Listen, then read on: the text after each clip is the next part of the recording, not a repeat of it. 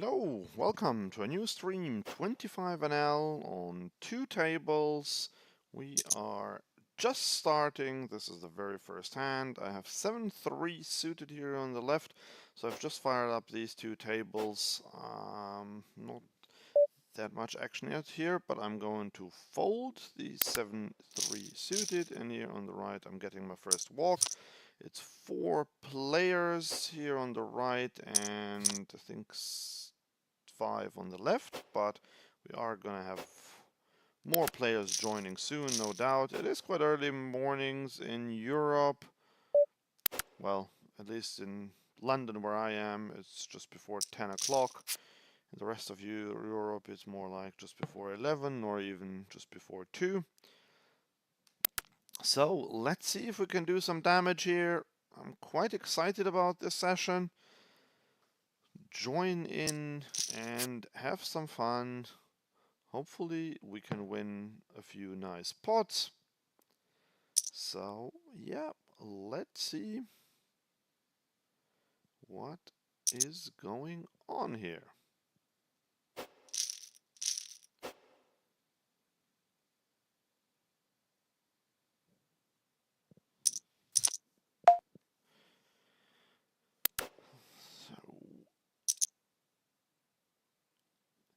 So I'm going to comment mostly on hands that I'm involved in, but also at times when I see someone else do something funky.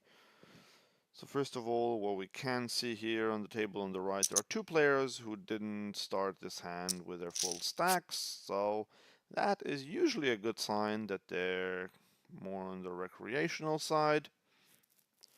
Usually regs tend to open to 100 big blinds, not to open, sorry, yeah, that would be funny, to open to 100 big blinds, to top up their stacks to 100 big blinds. That's what I actually mean. 8-3 suited won't be a hand that we can do anything with either, even though we're on the button, but especially not after a raise.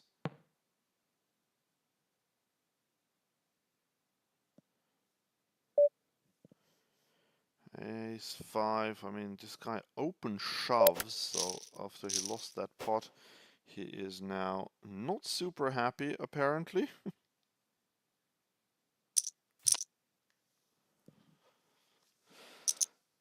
And with the next shove straight away, but neither ace 5 off nor ace 4 off are hands that I would want to call a 42 big blind shove, so we have to fold once again.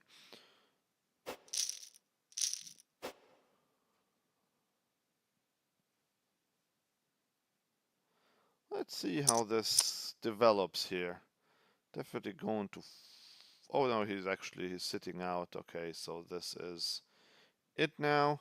Jack 10 off is in the hijack. I am going to open it because I haven't played a hand yet. And I'm also going to open 8-7 off because we're streaming. So here on the left, that is not a great board for our hand at all. Nevertheless, I'm going to c-bet this one. I have position. And this c-bets in position usually perform quite well. Now with a 6th comparing the board, I have to check, and hopefully we will get bailed out with this. So I am going to go quite big here. Well, not super big, but let's say 7 big blinds. With a jack, he should never have a jack. And if he has a 7 or pocket 4s or a 5, then we can get a crying call out of those.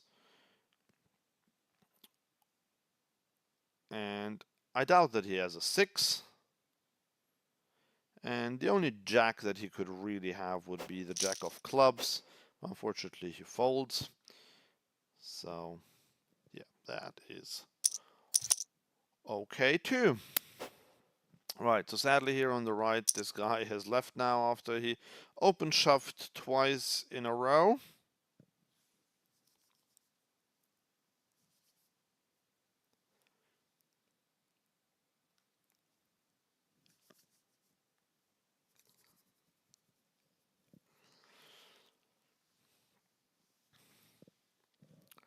But I'm sure there will be plenty of other opportunities to make money. Here at this 25 NL, we do have an ante in play, so that's why we can play a slightly wider range than I normally would in a non-ante game. King Jack off in the big blind. Let's see.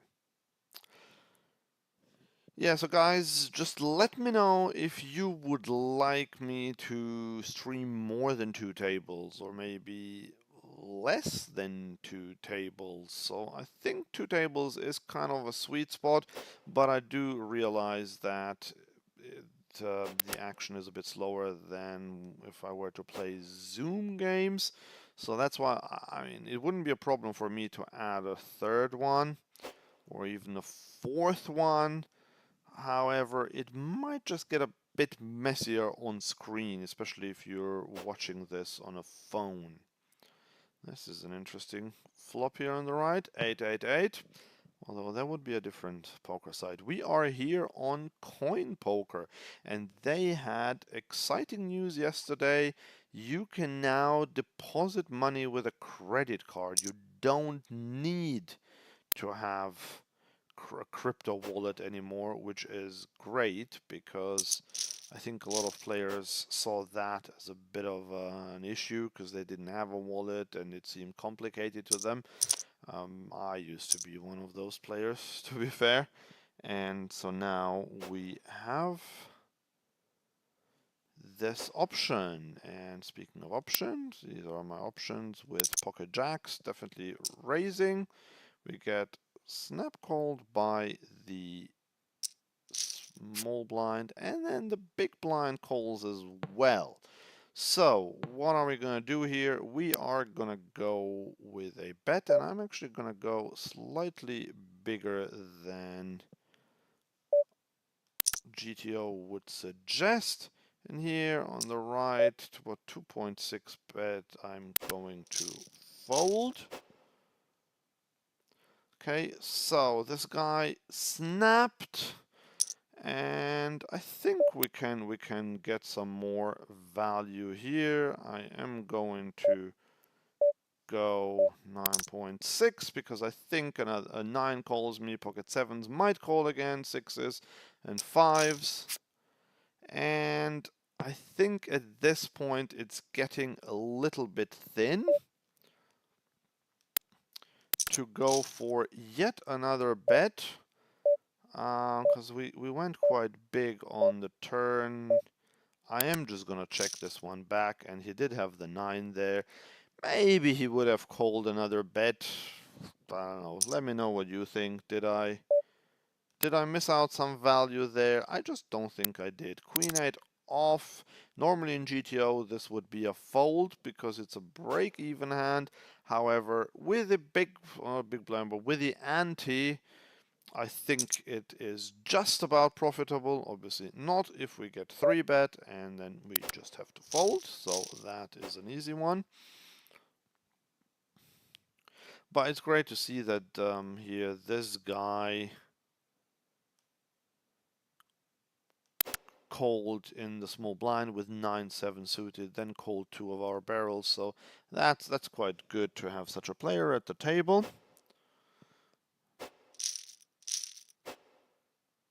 Yes, Cydrus, that is indeed great news that you can now deposit with credit card.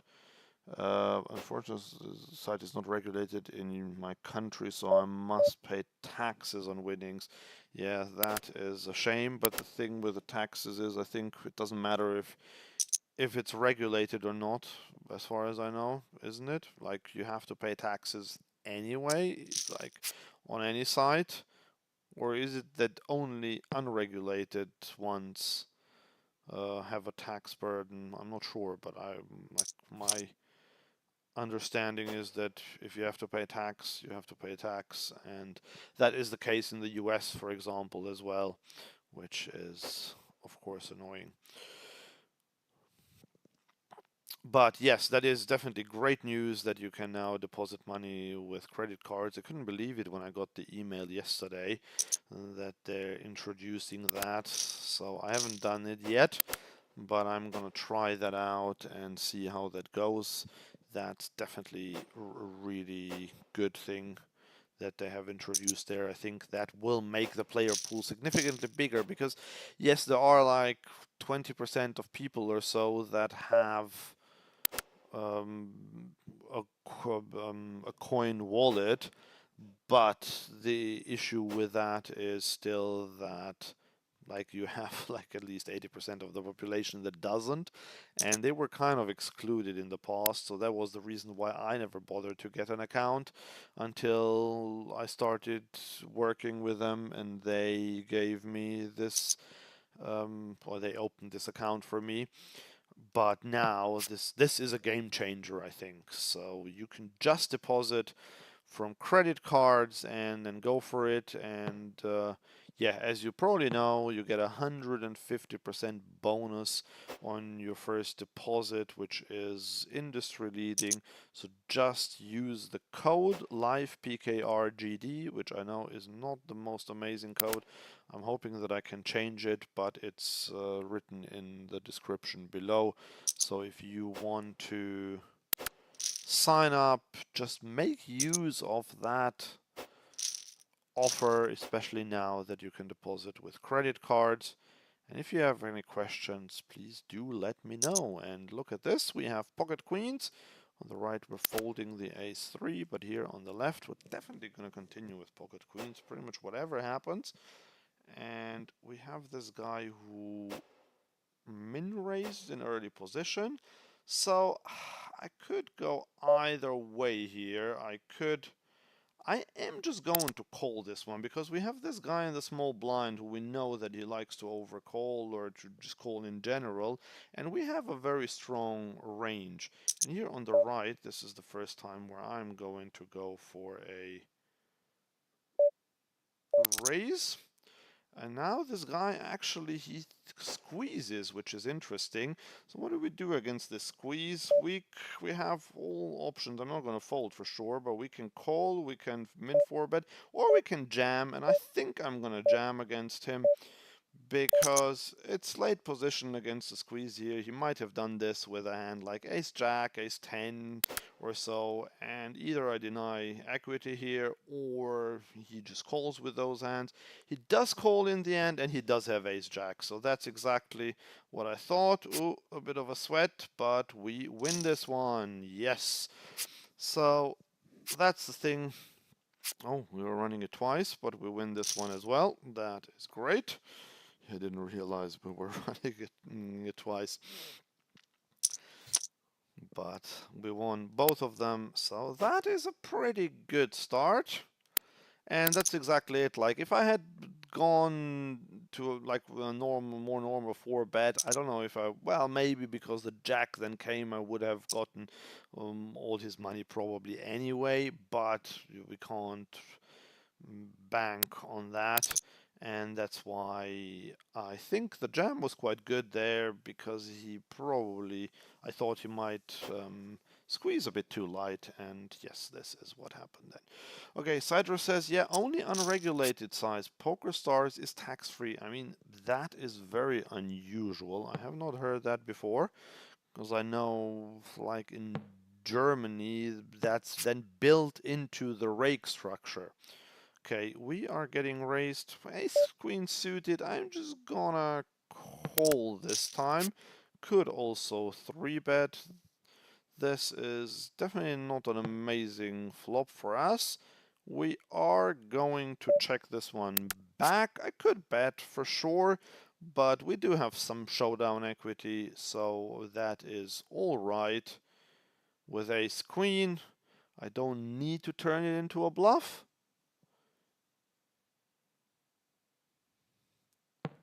And he checks again. That is good news. We are going to check this one back as well. And this is, of course, not great. He now bets quite small. When he bets so small, we're just getting such good pot up. It's like we only have to be good less than 20% of the time, which is unlikely. Well, it's not unlikely, but it's unlikely that we'll be good more than that. Oh yeah, he even had, wow, he lucked into a straight there, but that's okay to pay him off. I don't mind that. I knew that it wouldn't be super profitable. Okay, so here we have this guy again in the big blind. Is it worth calling? Like, I don't know. I'm gonna fold here, but he did call. Okay, we would have missed anyway. But yeah, just getting back to the regulated, non-regulated thing there, that is very, very unusual. I think that unregulated sites on you have to pay tax on the winnings, whereas the regulated ones you don't. But yeah, I mean, you'll probably know the rules in your country better than me. I've just never heard of anything like that.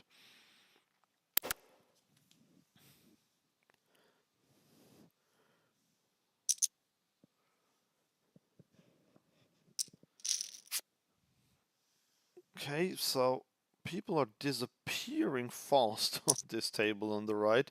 So it's only 3 of us left, but hopefully we will get some more players there soon. Ace-2 suited. I am gonna open that because it's a rather passive table and we do have the antes in there, but I do realize that it's not an amazing open. But we get called by a player in position, and now we're getting squeezed, which is a bit of a shame. I could fold. I definitely won't call. I could 4-bet this one, and I think I am going to go for the 4-bet. I mean, ace-2 suited really isn't great for that. However, okay, here on the right, I'm just going to limp with 7-2 suited. This is quite a good one. We are going to 4-bet, and here we are going to go with a bet now, and he folds, so that is good. Yeah, so ace-2 suited, of course, is not great, but I do think it's okay to 4-bet, even though we're out of position, and yeah, this is it. Like, the button looked like someone who might do this a bit light. So that is fine. Okay, 7-4 suited now in the big blind. Not gonna play this after an early position raise by this quite loose player, but early position raise still. And we just get a walk with our a7 off. Okay, 5-3 off this. I won't even limp this one. I'll just give up.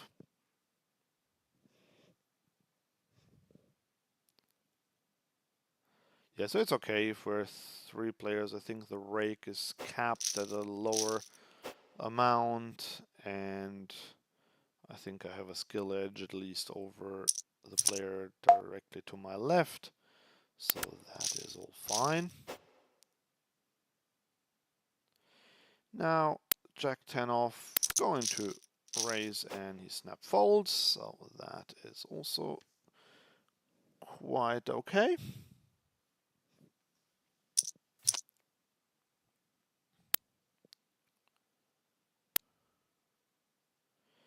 Jack 3 off and 6 deuce off, both hands that I'm not going to pursue.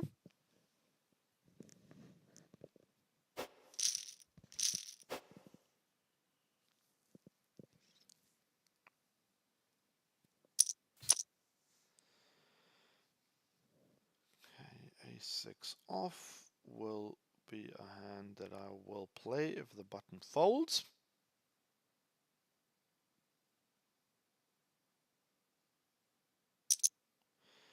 which he does not do.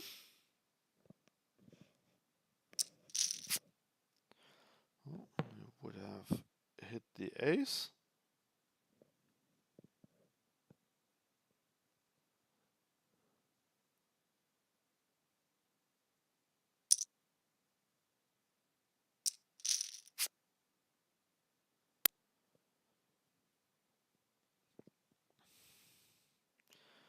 So c-bet then a quick call.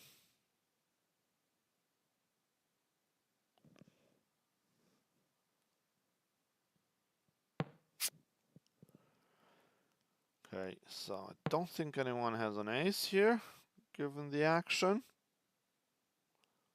Also, we had one.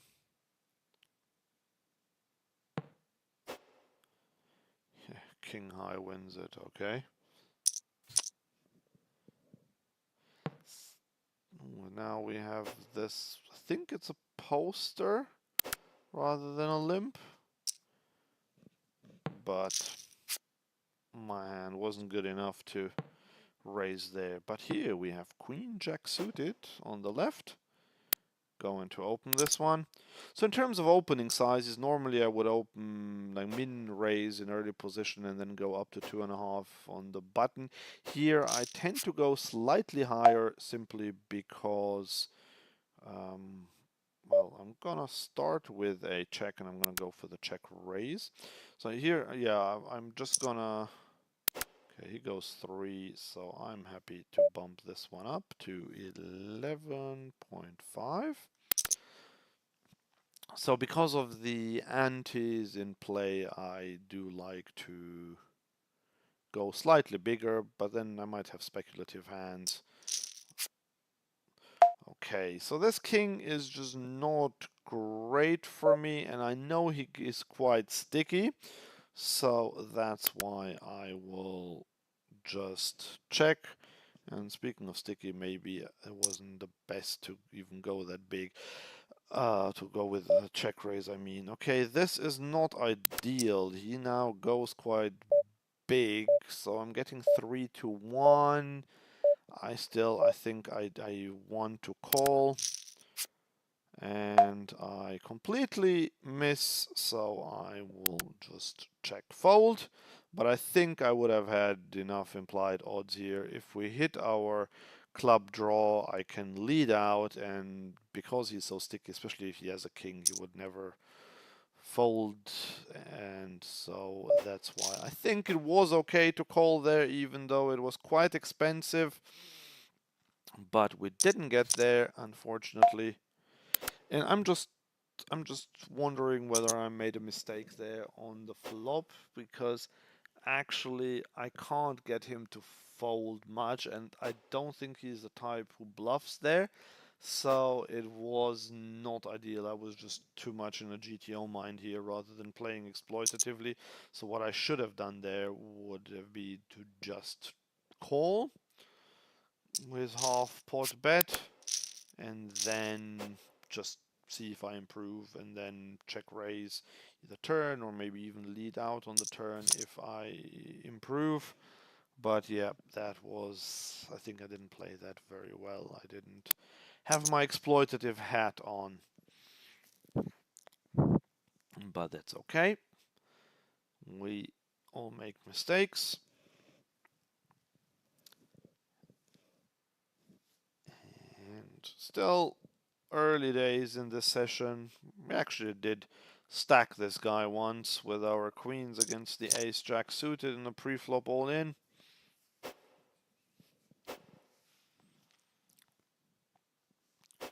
Okay, king-jack off. We are going to raise this one. So it is great that we have this guy on both of our tables, but what I don't like that much is that is to our left on both of them. Anyway, here starting with a check out of position and with second pair, same thing here. Yes, we have the gut shot to the nuts. He now bets, nothing else to do than to call. I think he can do this with a lot of hands, and definitely just checking this river again. He bets half pot again. I mean, I think I want to call here. I have to be good 25% of the time. He might be doing this with some mergey hand or with even a bluff. He could have an ace, of course. He does have an ace, of course. Okay. Well, he got us now twice there, but I still think blind versus blind against the player who is a non-crusher, I think that is quite okay to call a half pot bet there on the river. I don't think that is spew.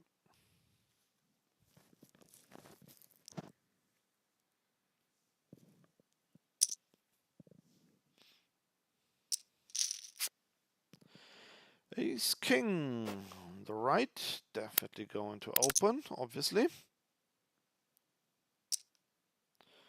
And our friend calls us here in position. If someone squeezes, I will jam.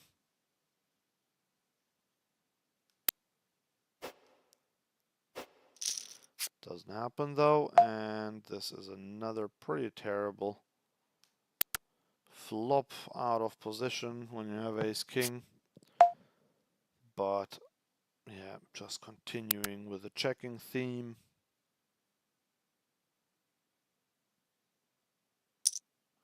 Is he really gonna do this again? I do want. I mean, it's already quite close here. Actually, I don't even want to call. I'm just gonna fold here. This hits his range, and he might have a pocket pair as well. Like I'm just not going to get involved there. I think that's okay.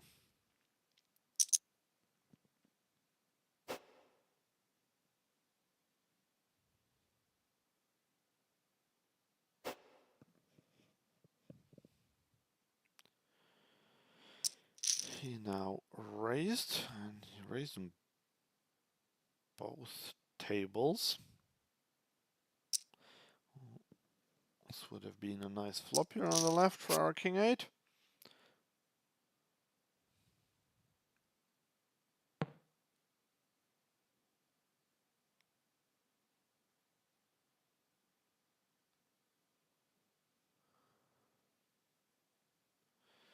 King 9 suited. Because there is an ante and it's 25 NL, I can open it. At lower stakes without an ante, this would have to be a fold here.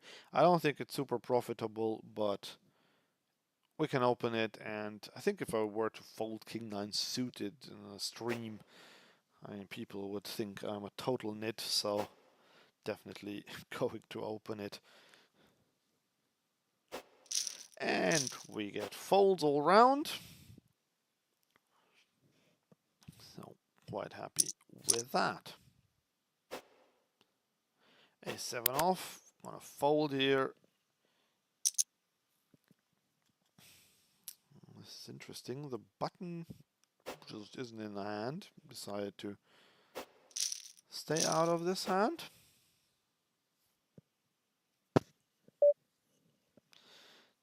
Okay, 10 deuce suited after a 3 bet. Definitely not gonna call. So welcome to everyone who has just joined the stream. I'm streaming 25 NL today. And I'm on 2 tables. Let me know if you would like me to add a table or get rid of a table. I'm here for you guys after all. And yes, soon I am going to get, well, 9-7 off here with a raise and 2 calls is just like spew to call there. I do not like it, even though we would have had a gut shot here, but this means that we would probably have just lost more money. So I'm happy to have folded. Yeah, so soon I'm gonna get an overlay here for the streams that will look much better, much more professional. Bear with me in the meantime. I'm not the best tech guy in the world, so I need other people's help for this. They are setting me up with it, but it might take a few more days. And until then, we're just gonna play like this, and then we'll see what we can do afterwards. Ace 8 offsuit. If it folds round to us, we will of course open it.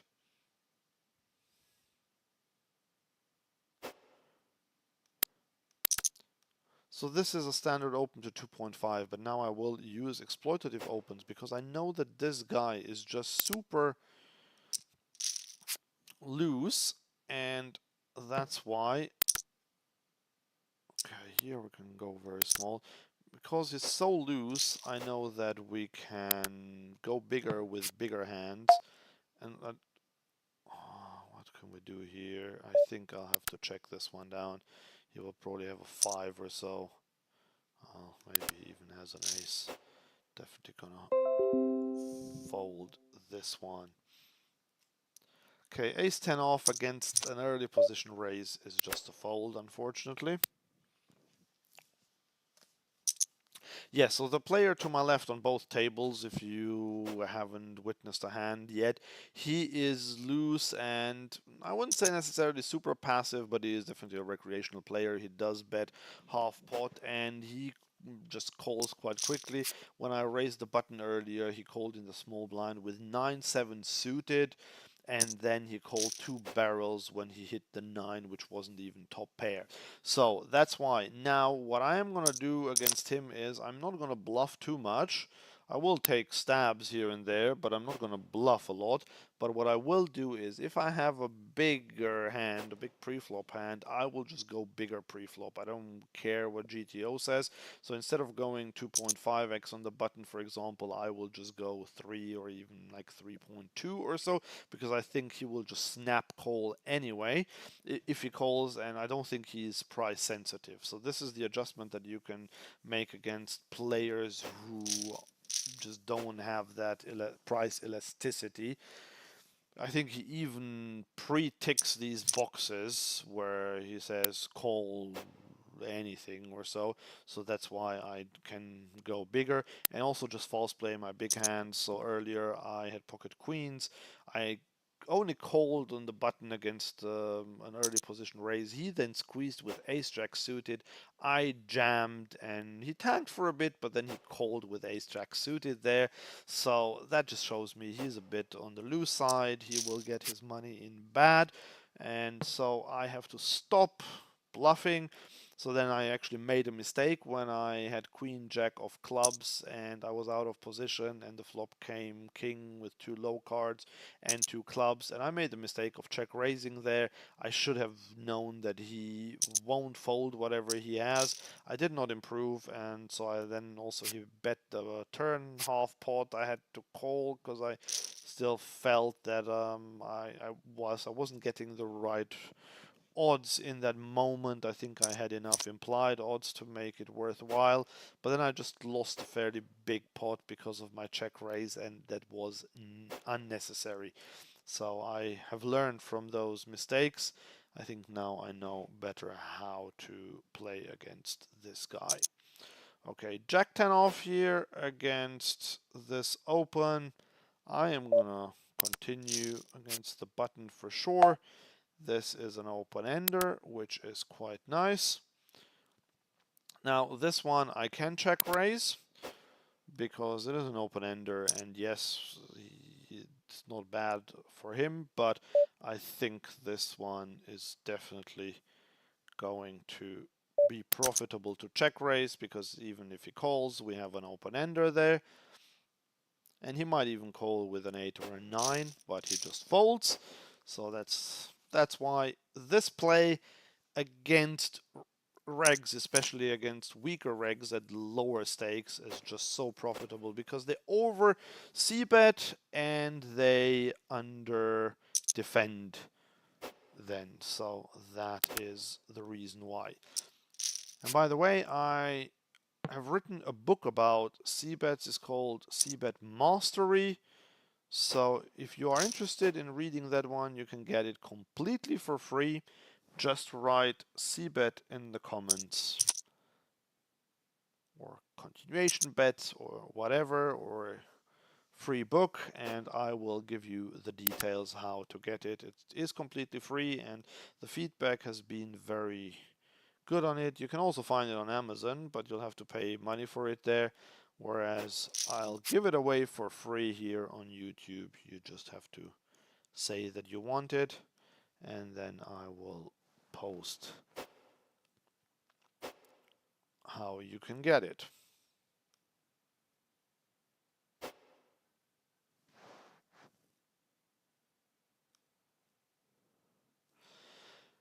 Okay, ace 8 offsuit in the big blind here on the table on the right.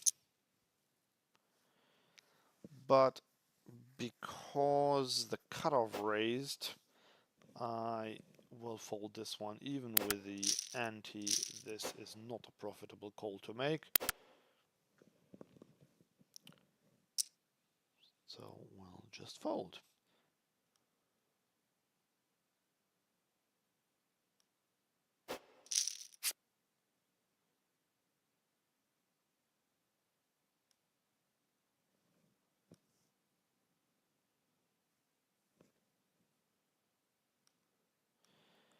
Okay, 9-5 suited.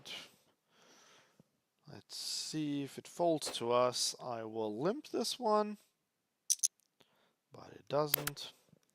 So yeah, in the small blind, I do sometimes play a limping strategy when I have a loose opponent in the big blind who is not a great player, like in this case here, where I want to play pots against him, but I don't want to invest too much money with these mediocre hands. I will be quite unbalanced because this type of player won't bluff raise me. So if I have a hand like kings, I will not balance and limp with that one, so I will just be very unbalanced and limp my weakest hands. Then I still want to play against him and will raise everything else. So that's why I said, like, here, especially at 25NL, you have to look out for exploits more than trying to play GTO, and that's why I am doing this. That's what I hope to accomplish, to just see what exploits I can find against players and the player pool, and then teach you guys what these exploits are. And sometimes I will have to pay for that because, as I said, I made a few mistakes against the player to my immediate left. Okay, here it's interesting. This guy just limped. I'm gonna check queen 10 off, and definitely good to raise it. We miss. Interesting to see if we get to a showdown what he limped with, but looks like, I mean, he could still have queens or jacks, but I think probably he just has a typical limping hand. But obviously with queen 10 I have to fold once this guy bets, and I think 52 card PLO is probably a bit more on the aggressive side.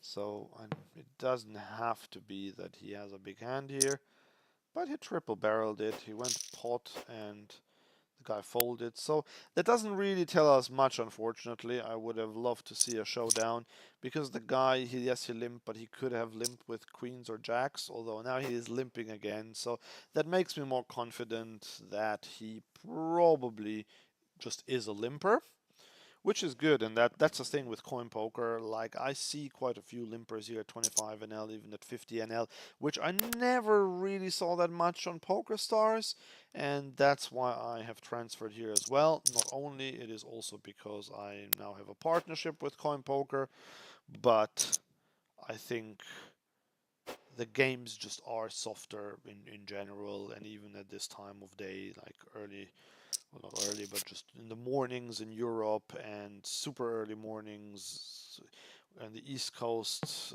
North America. So that is very encouraging to see. So I'm continuing to really enjoy this platform. And you can join too, I've said it earlier, but if you weren't here, there's exciting news about CoinPoker now. They now accept credit card deposits rather than only crypto. So I think that is a game changer. So I'm not gonna want to sound like a shill here. I'm not gonna mention it too often, but if you do want to join, now is a perfect opportunity. Just use the code below to get 150% um, bonus on your first deposit plus 33% rake back. This is industry leading, and you now can deposit with credit cards. But now back to the game here, and I have to fold my 4-3 suited and had to fold my ace-3 offsuit on the other table.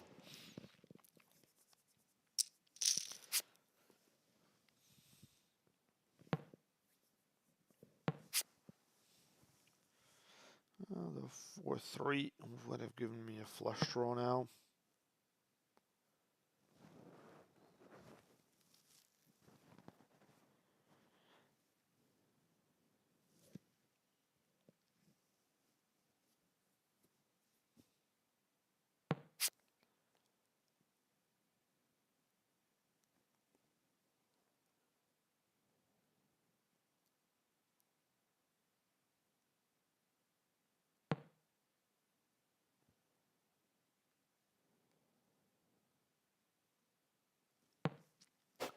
Yep, what I've got there in the end. Yeah,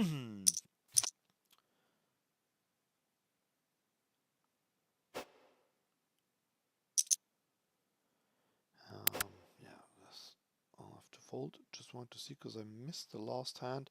Jack 9. Okay, he had the Jack.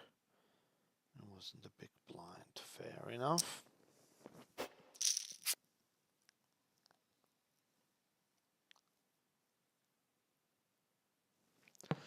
Yeah, so what I would recommend when you play poker, especially if you're newer to the game and you can't really track everyone around the table, concentrate most on the player to your immediate right, but also to the player to your immediate left.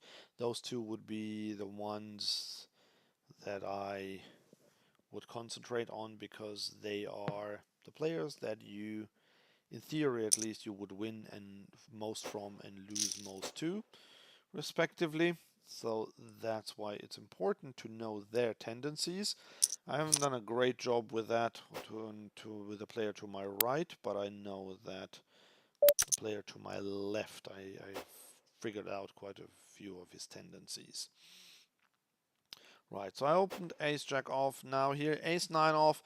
This seems very nitty maybe to you, but I am going to fold this to a min raise, especially because there is a caller in between there. I might be dominated and I'm out of position. There's just nothing good that comes out of this, so that is why I'm going to do this. Now here on the left we're getting 3-bet, and this is another one of those. I could call, I can raise. I am going to raise this one up. I am in early position after all, and we got 3-bet by the button, and yep, we get a fold once again. So this works quite well, this play. If you're in early position and the button raises you, that is quite a good spot to go for the 4-bet, because the button often has a lighter 3-betting range, especially if it's a squeeze. This one wasn't, but they do give you respect if you 4-bet from under the gun. So that is quite helpful. And it helps your red line as well.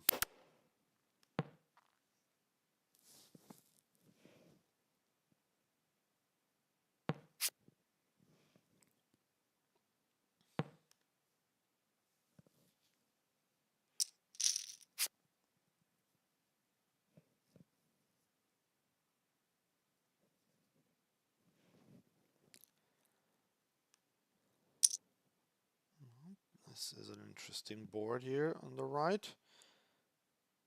Flush possible and 4-liner to a straight. And then some high cards, of course, as well.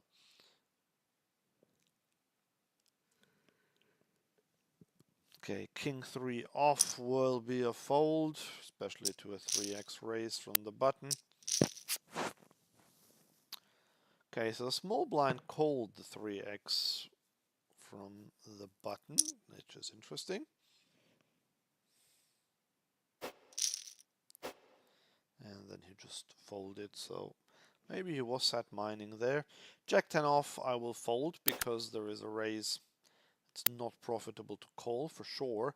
And raising, if it were Jack 10 suited, then yes, but Jack 10 off, no.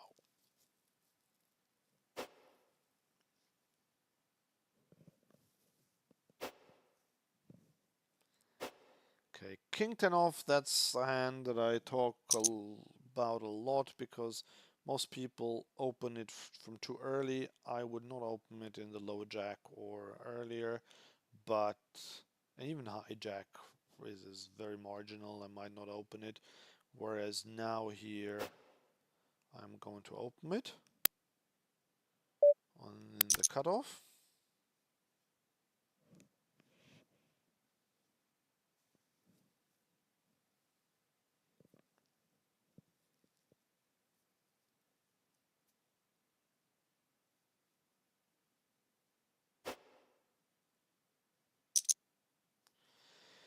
Getting 3-bet by this aggressive player, I can't call. I don't want to 4-bet now. I've already 4-bet him, and in the cutoff you don't get that much credit.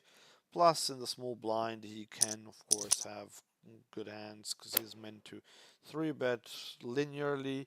So even if he's on the wider side there, he might still have quite a few pocket pairs, a few ace-x hands, a few suited kings, queens hands, and I am behind quite a few of those, so that is all right.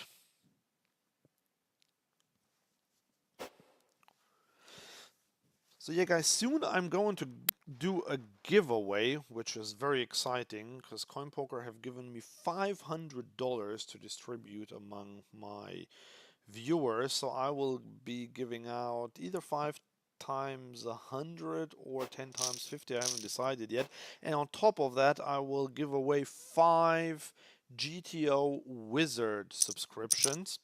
Now, I don't know exactly how I will do it and where, because as you might be aware, I also have another channel called Live Poker Guide, and I'll definitely do some of it there, but I'm also intending to do some of it here. And this is a great opportunity for you guys because, as you can see, I mean, there are 4 people watching the stream here at the moment, and one of them is myself, so it's 3 of you guys. If I do such a giveaway, then yes, maybe then there will be a few more players or a few more viewers, but still you have incredible chances, and it will be a draw. I'm not just gonna give it out to anyone, but you will have great chances for that. So stay tuned in the next couple of weeks, or the next week I'll be away, but after that make sure to join me, and because this is really a great opportunity, and there will be opportunities like these in the future as well. Here I am going to start with a very small bet with my king high. If I had ace king or ace queen, I might check this one, but here I'm happy to c bet. We are getting check raised, which is not great, and this could be a fold, but he makes it so small that I am happy to call this one. And we'll see what he does. If he continues barreling now, I will have to fold, and yep, this is what's happening. So unfortunately, this means that I will have to fold. It is quite a big bet. I mean, I'm wondering what he's saying that he has there. There's not that much that connects well with his board, so he might just be playing around, but I have king high there, so that is the problem.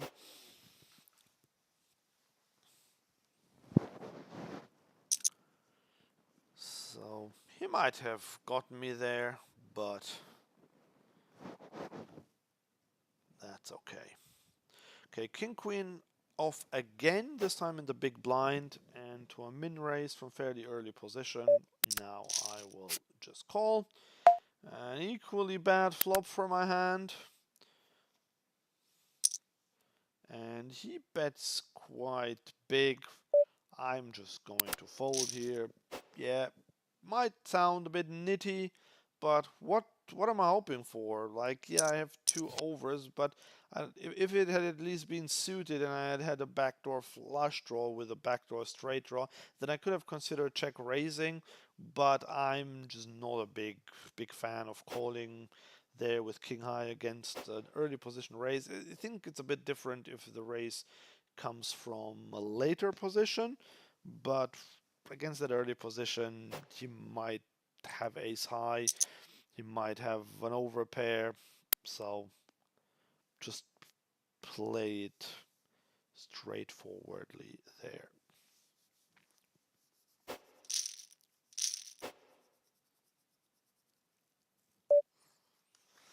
Okay, 7-4 off, fold.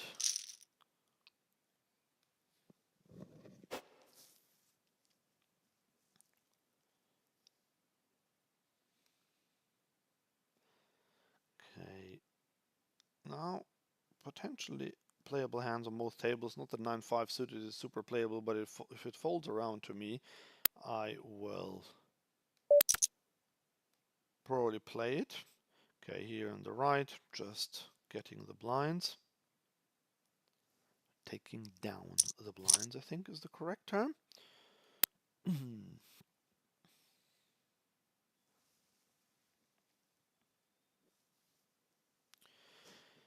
Okay, come on here on the left.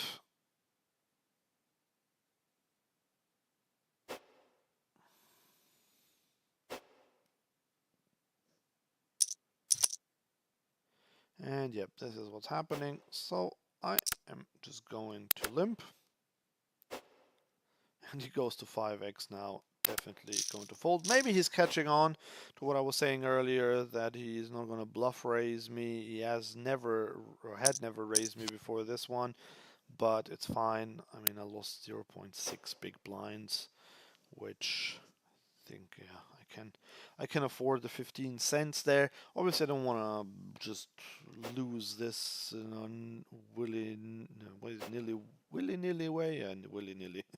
I am still gonna do this because I do think it is profitable to limp there with medium strength to weaker hands against this guy. But if he keeps raising me, then obviously I will stop doing it. Or I will also do that with better hands. Ooh, two playable hands on both tables.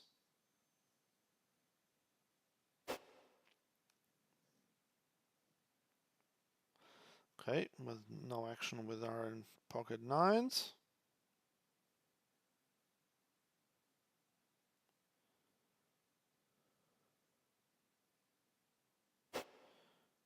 Okay, people start folding. We are going to raise our ace jack. And we're getting called predictably by the button here on the right, going to fold after a raise and a 3-bet. Pretty big 3-bet as well. He made 2x and he made 8x. Oh, this is an interesting one. Okay, now I am going to start with a check, but he snap checks back, so really not a good sign with my top two pair, and he just folds. So that is very disappointing. But it also shows that he probably did have a hand when he bet half pot earlier, where I thought he might be bluffing, but now the super quick check back on the flop and then the snap fold on the turn just shows that he doesn't really think about bluffing too much, which is good to know. Okay, here on the right, I opened ace deuce off, which is normally outside of the charts, but I think this player isn't the most aggressive one, and I think because of the ante that is just about doable. Now, unfortunately, 855 is not the best flop for my hand.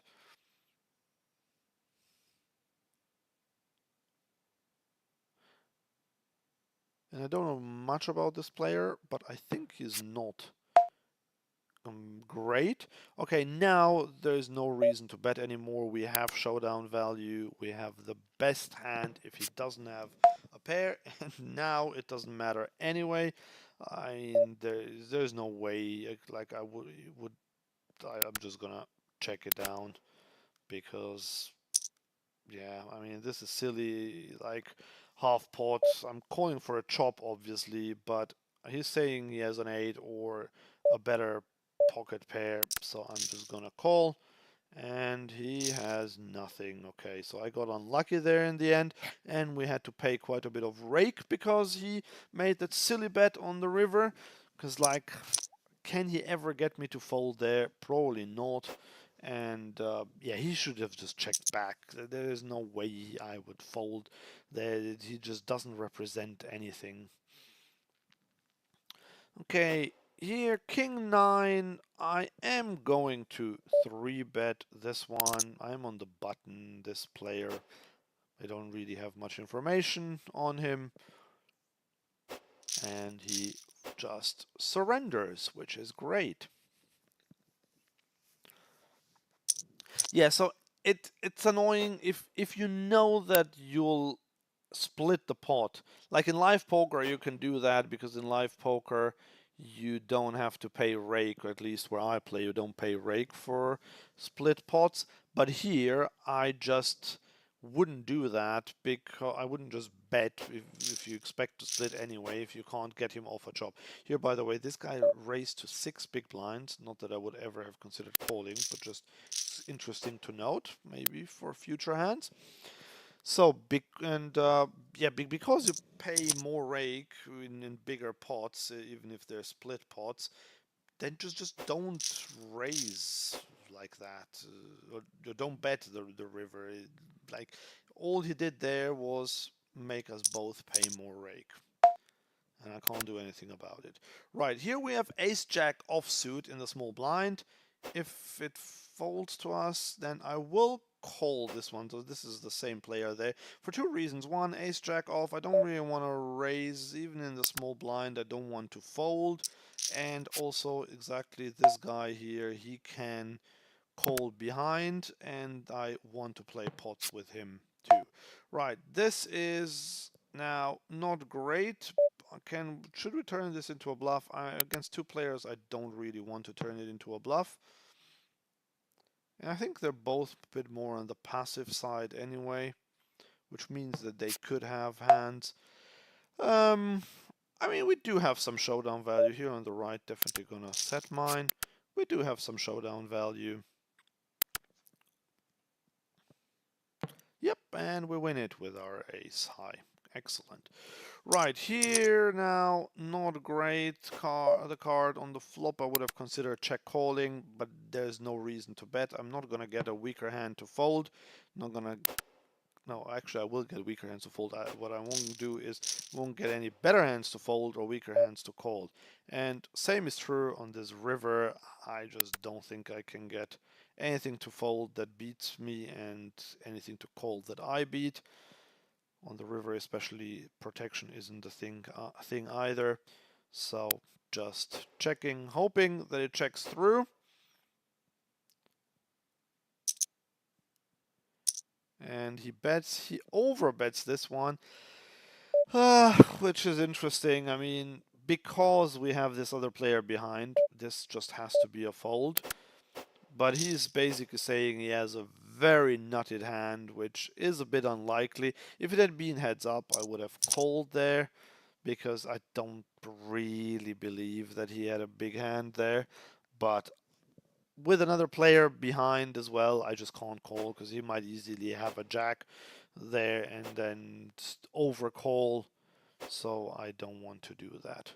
Right, so we have lost this player to my left now, Bombardino, who is on the left here on the left table. So now we're raising, and this is pretty good. I am going to start with a range check, see what he does. Check raise, but he doesn't oblige.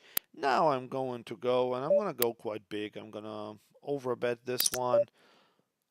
If he has a queen, he'll definitely call with a 7. He'll call with a weaker 4. He'll obviously call with a flush draw. He'll call. And I am now going to go quite big once again. I don't want to overbet this, but I do want to go close to pot.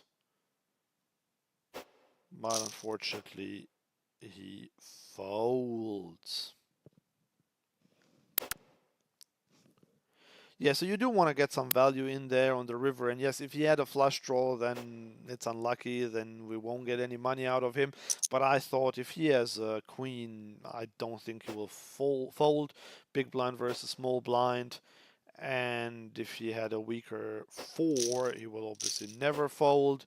And he might even look me up with something else if he doesn't believe me. So that's why I think it is absolutely okay to go fairly big there. You could go with a block bet, but more against aggressive players where you would hope that they will raise you, which I didn't quite get the impression that it was the case here with this guy.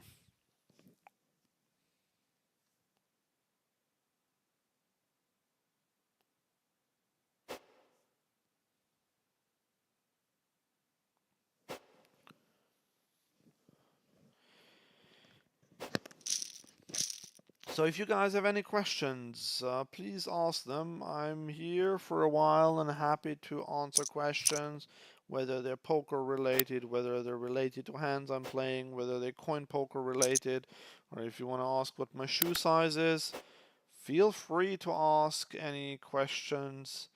I am very happy to answer them to the best of my knowledge and beliefs. It's nice to have a bit of interaction and not be the only one just talking here. Even though I don't mind that, I'm here for you guys and I'm also enjoying playing. But it would be nice to get some questions. Or if you don't have a question, maybe you can boop that like button, because that would also help me get discovered a bit better. Or you can just tell me where you're from. Just write down where you're from, because that is quite interesting for me to find out where my viewers are from, where they're watching me, because I don't even know. Like I know on my other channel, Live Poker Guide, most of my viewers are from North America, but on this channel I don't actually know, especially at this time where it's super early morning in America. I don't think that there will be a lot of Americans, but hey, correct me if I'm wrong. King Queen suited, I'm gonna call now against this player who is a bit more on the aggressive side. And once again, we whiff this flop. He bets quite big. It's just like, what can I hope for? I don't even, if he has an ace, like I will have to fold. This is annoying because I know he's quite aggressive. He will make this c-bet quite light.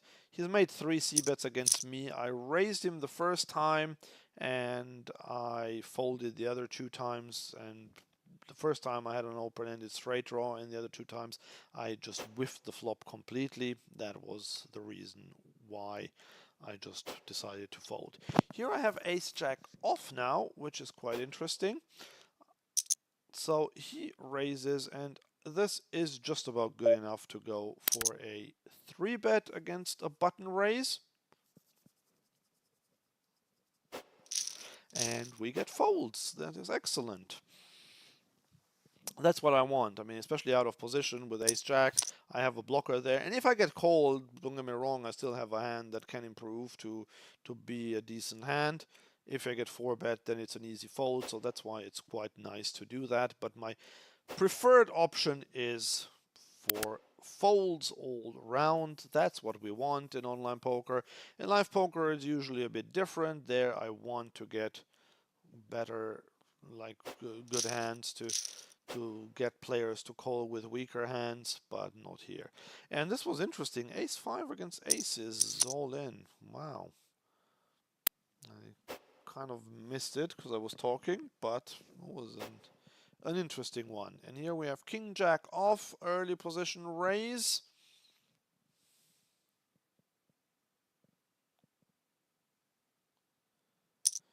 And this is just... I will fold this one, and again, I'll explain why. It's just I I can be dominated by an early position raise and then a caller in there. It's just not profitable to call. Of course, now with a jack there, I feel annoyed that I didn't call because this would have been nice probably. I'm pretty sure I would have had the best hand, but you can't always hope to get trips by the turn.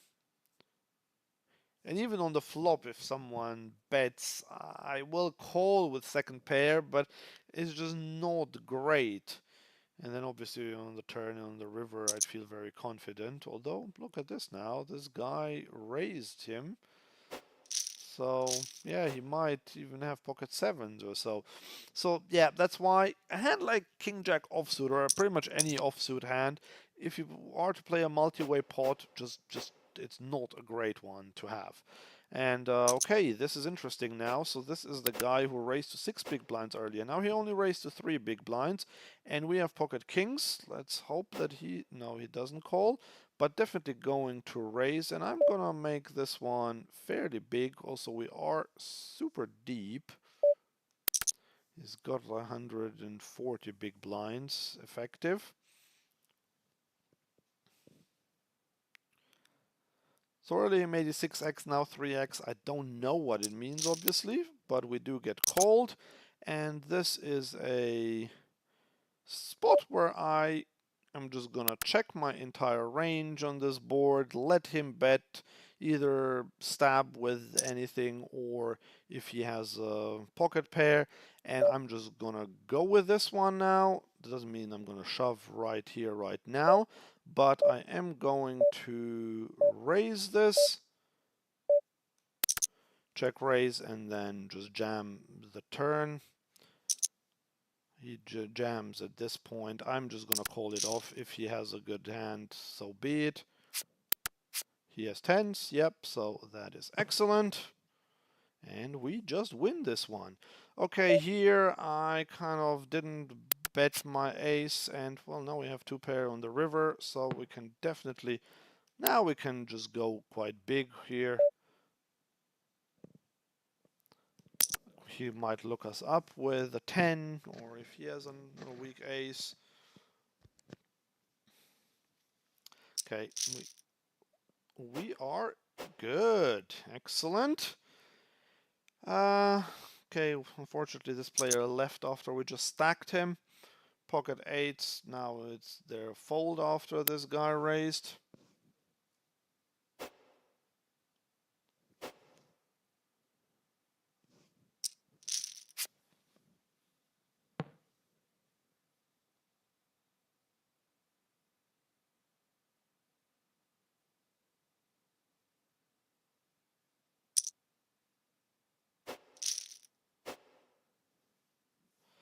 Okay, pocket 5s. I'm going to fold pocket 5s. There is an argument of saying we could have called there because there are weaker players behind us. You could also 3-bet, but I think overall it just is kind of uh, zero equity, not zero equity, but just like, yeah, it's like zero EV hand, and that's why I am okay to just fold my pocket 5s there.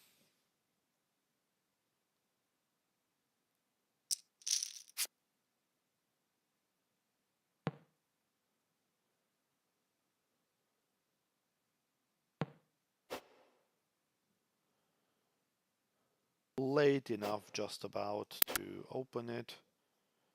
Getting 3-bet by the button, so just going to fold.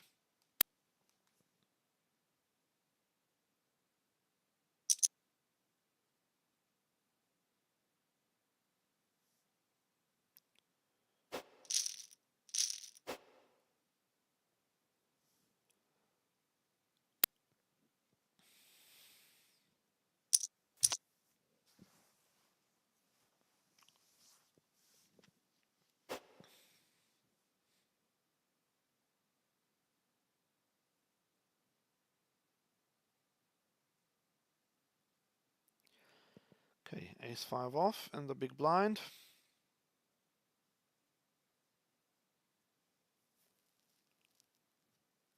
So I think we've been doing quite okay so far. One, almost 2.5 starting stacks on the left here, or buy-ins I should call them. On the right, we're probably pretty much break even. And yes, we got lucky where we had kings against tens and queens against ace-jack, but they just overplayed their hands. Like, the tens shouldn't have jammed there, and the ace-jack shouldn't have called my jam after they 3-bet and I 4-bet. So, yeah, but poker is a game of mistakes and trying to make fewer mistakes than your opponents. And that's exactly what I have been trying to do so far. It's gone quite well. Been streaming for over an hour, still quite a bit to go, so stay tuned. Let's see if we can spin this one up to even more. This guy goes all in now for 57 big blinds.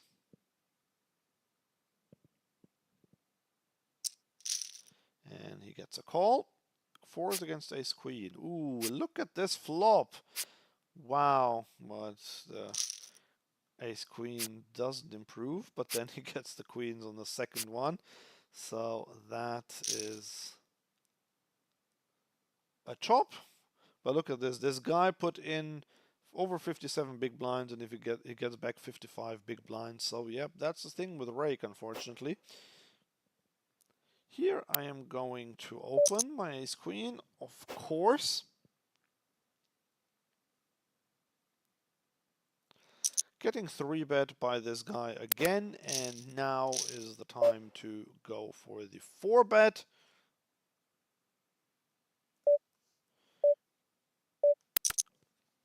We have ace queen off, which is a decent hand to 4-bet with anyway. He made it quite small on the button. Oh, I didn't realize this. I thought he was the small blind. So my size was actually too small, but maybe this got him to fold. He was on the button. I made this mistake, but it helped me in the end, so it was fine. 8-3 off, definitely a fold, even if it folds round to me.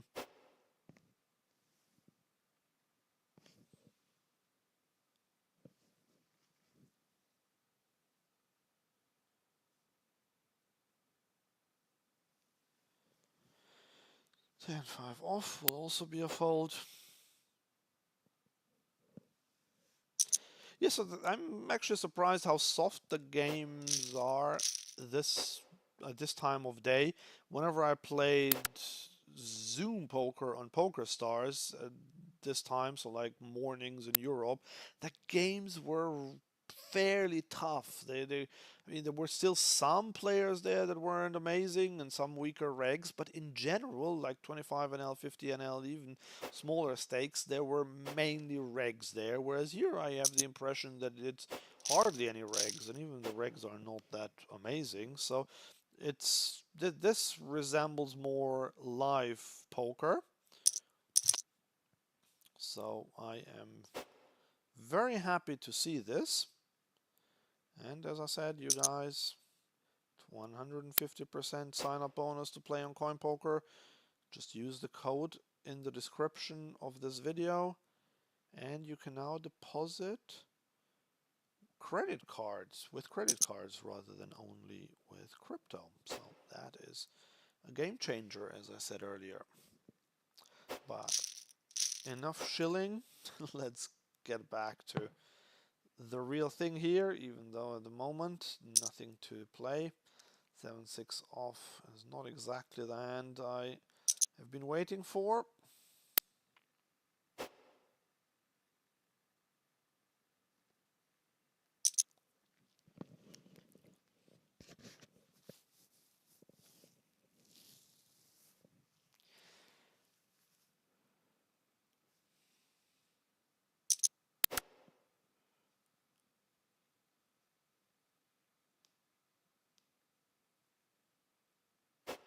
This is interesting. A raise, a 3-bet, a cold 4-bet.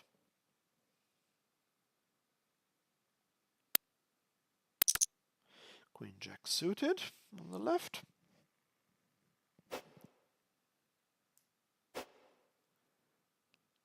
Okay, the cold 4-bet takes it, and we take it down as well with our raise. Queen Jack offsuit now. This is low Jack. One position further up, I would have opened it.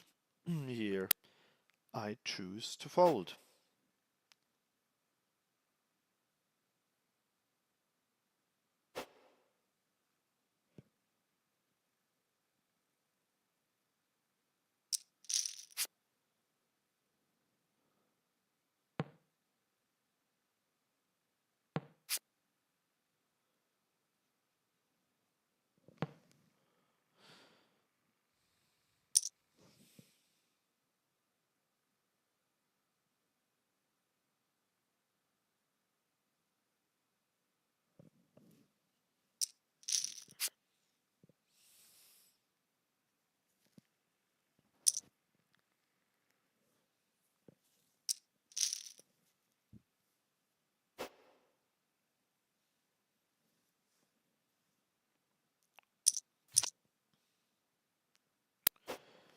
Okay, sorry that I've gone a bit quiet, but not much to say.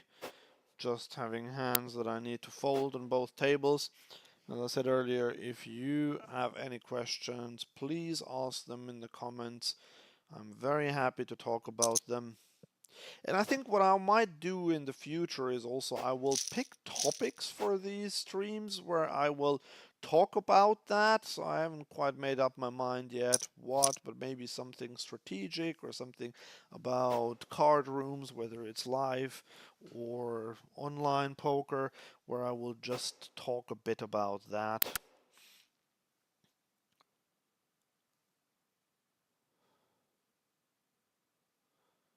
Because isn't always something to talk about in terms of hands and if you play two tables. Here, going to 3-bet again, this time with pocket jacks.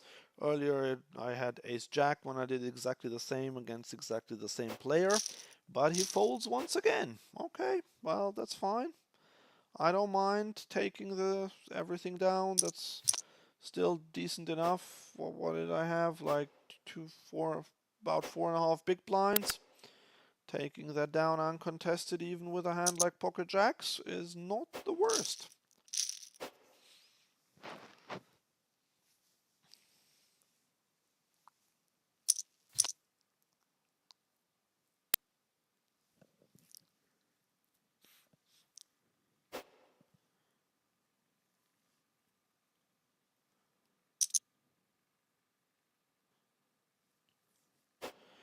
Also, do let me know what kind of stakes you want me to play. So I've tried out 2NL, 25NL, and 50NL on stream so far. I'm going to do some 100NL and maybe 200NL as well. And I do want to do a new bankroll challenge, maybe starting at 2NL and then working my way up. That's definitely also something I plan to do. There will be lots of streams here anyway in the future. Um, so we've got a lot of time to do all these things, and on top of that, there might be another person doing a stream here, so that's not confirmed yet, so that's why I don't want to say too much at this point.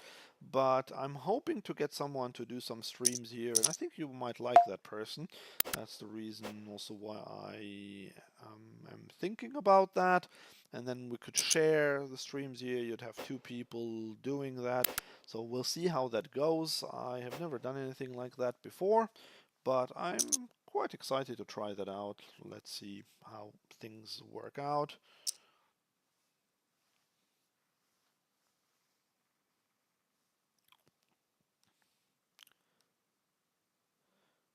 You can never play or watch enough poker if you want to learn. So yeah, people often ask me what's the best way to learn something new, to study poker. And I am actually going to make a video about that where I will rank all the different options how you can learn by watching something, by watching training videos, by having a coach, and by discussing hands on Discord or other forums and so on. I will rank all of those, but what I can say for now is like play and explains are good. They are not absolutely the best for sure, like especially compared to the paid ones or like paid coaching, paid training sites and so on, but they are really good still. Okay, I'm gonna have to fold because you do get to see all sorts of different spots, and especially if there's someone competent talking about it, then you see how they navigate spots. Here, going to raise my ace 10 and no action. So yeah, unfortunately the looser players have left now, but that's still fine. We can still find exploits here, and we will find them.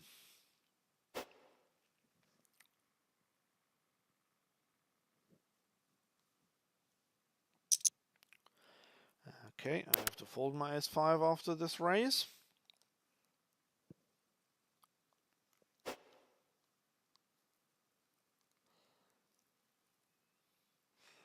And same with Jack 9 off.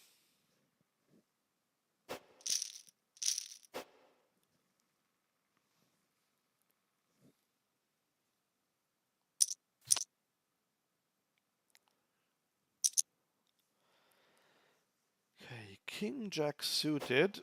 This is an interesting one. I am going to go for the 3-bet on the button, even though it's an early position raise.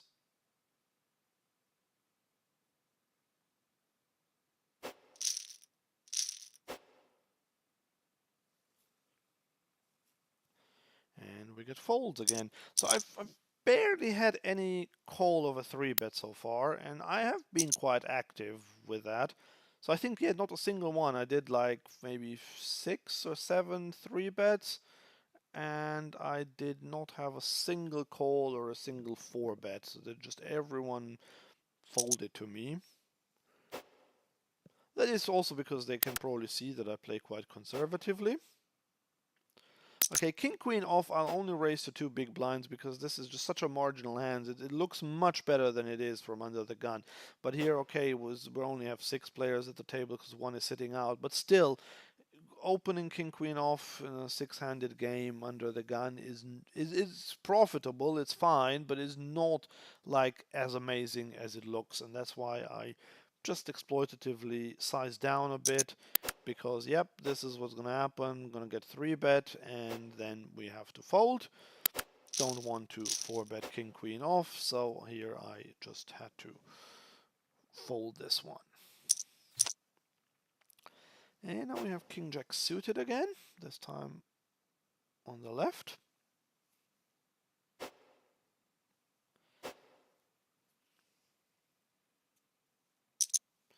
So there's a raise to 3x on the button. If small blind doesn't raise, we will definitely call. So it doesn't, so we can call. And once again, we whiff completely.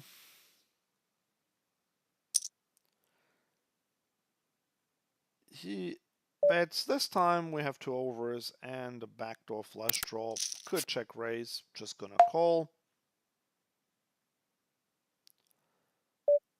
And what do I want to do? I will check here again. He checks, and now I am going to go for a bet here.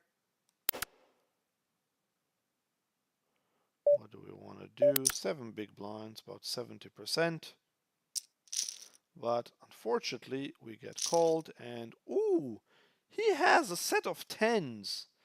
And he only just snap called there. It's interesting. I would have expected him to consider a raise despite the flush there. And obviously, we were never going to get pocket 10s to fold. even without the 10 coming on the river, he will always call that. But I was thinking more like he could fold an ace high or something that he c-bet with where he had second or third pair earlier there. But that's fine. We can now go for a 3-bet with my ace 10 suited. And now we have pocket tens.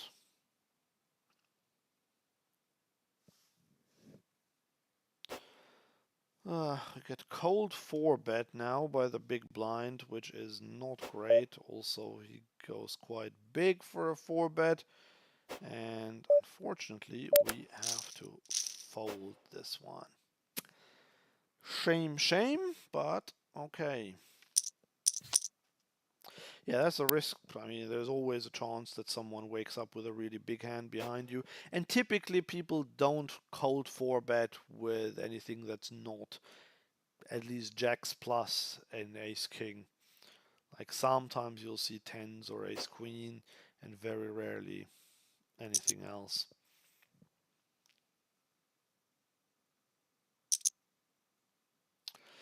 Okay, to a 3x raise with king 6 suited is quite marginal, but it is suited and we do have the antes. So I am going to call, but not loving it. And now we could consider donking here. Well, I'm not gonna do this. I am, however, going to check raise. Yeah, I'm still gonna check raise this one. Because it doesn't really hit his range very much. Unfortunately, he does call. The king, he could have a king there. He definitely could have a king there. I am not going to bet now. I think I will check call if he bets.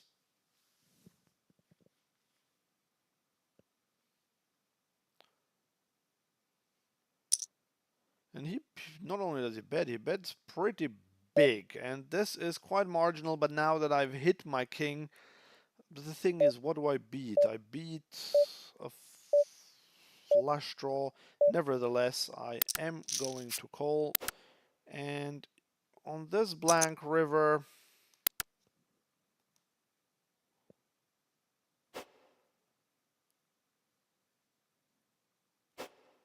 if he jams now, I think I will have to fold. I'll, I'll talk about it soon why I called the turn there. Yes, and we win it. Excellent. Yeah, so the reason why I called the turn there was because it looked like I had a flush draw. But when I check raise and then check the turn, so let me get the hand up here. So yeah, when I check raise the flop and then, sorry, I need to fold here. And then when he calls, then I check the turn, then it looks like I did it with a check raise. So if he has a hand like tens, jacks, queens, he just doesn't think that I ever have a queen there. So he can go quite big there to make me pay for uh, an extra card. And that's why I called there, because I thought, yes, of course, you can have aces, you can have kings, you can have ace king or king queen, but it's quite unlikely. First of all, I block any king x hand, and secondly, he might not necessarily call the check raise there with king jack of hearts, for example. Oh, where are we here? This is a fold. So that's why I elected to call that fairly big bet there.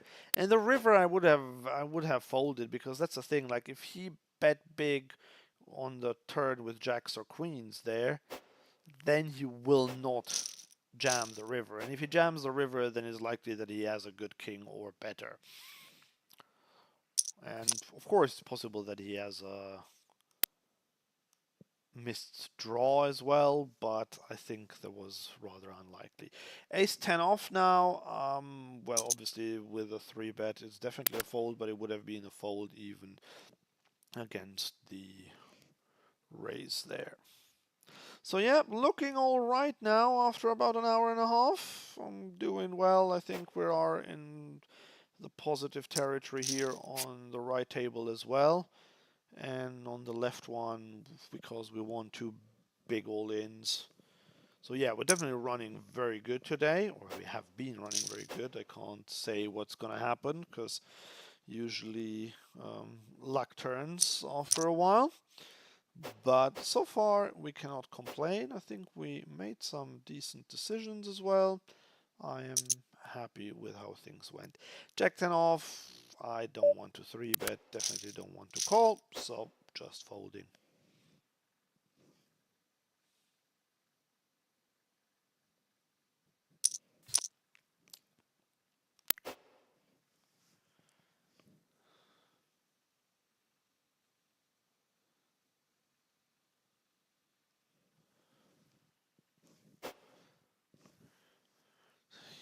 So, King 3 suited, low Jack, fold.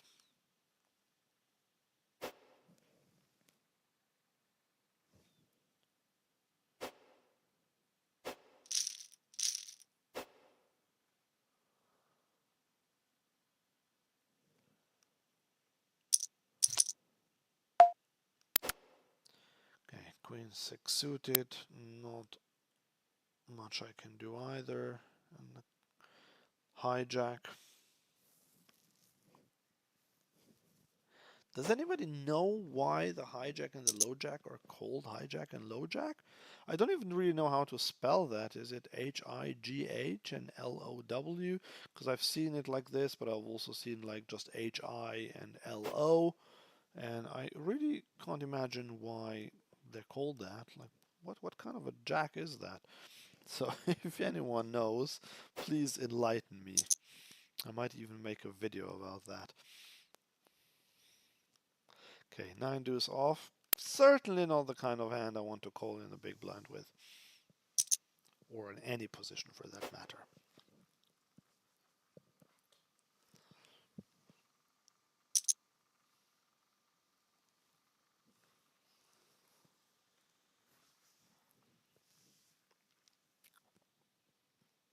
Also, I'm going to play tournaments again soon, so next week I will be away. I'm going to Albania on holidays.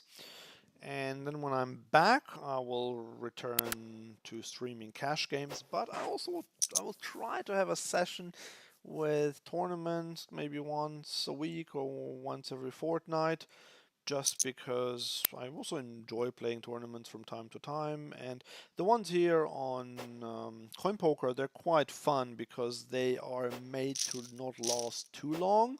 So even the regular ones or the deep stack ones, they're not like on Poker Stars or GG Poker where you play for a whole day and then you might have to come back for day two.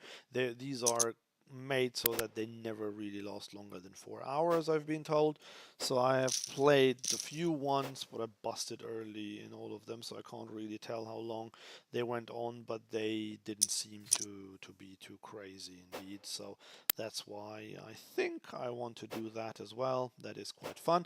And as I said earlier, soon I will be giving away MTT tickets worth $500. So either 5 times $100 or 10 times $50. I haven't quite decided yet how I will do it, but you definitely have a great chance of getting those if you watch my streams regularly, because the competition won't be too high. As you can see, we're still at the beginning. We don't have too many people watching at the moment. It's 8, so you will have a chance. I haven't decided yet how to do it, and also I will give away some of my, on my main channel, Live Poker Guide. But stay tuned, definitely. I will let you know. I will also write community posts when I am ready to do that. It'll probably be at the end of February because I'm away next week, as I said. And here we go. Ace King is definitely a hand that I do want to 3-bet. Folds round to this guy who was the original raiser in early position. If we get 4-bet, I will call, but we do not get 4-bet.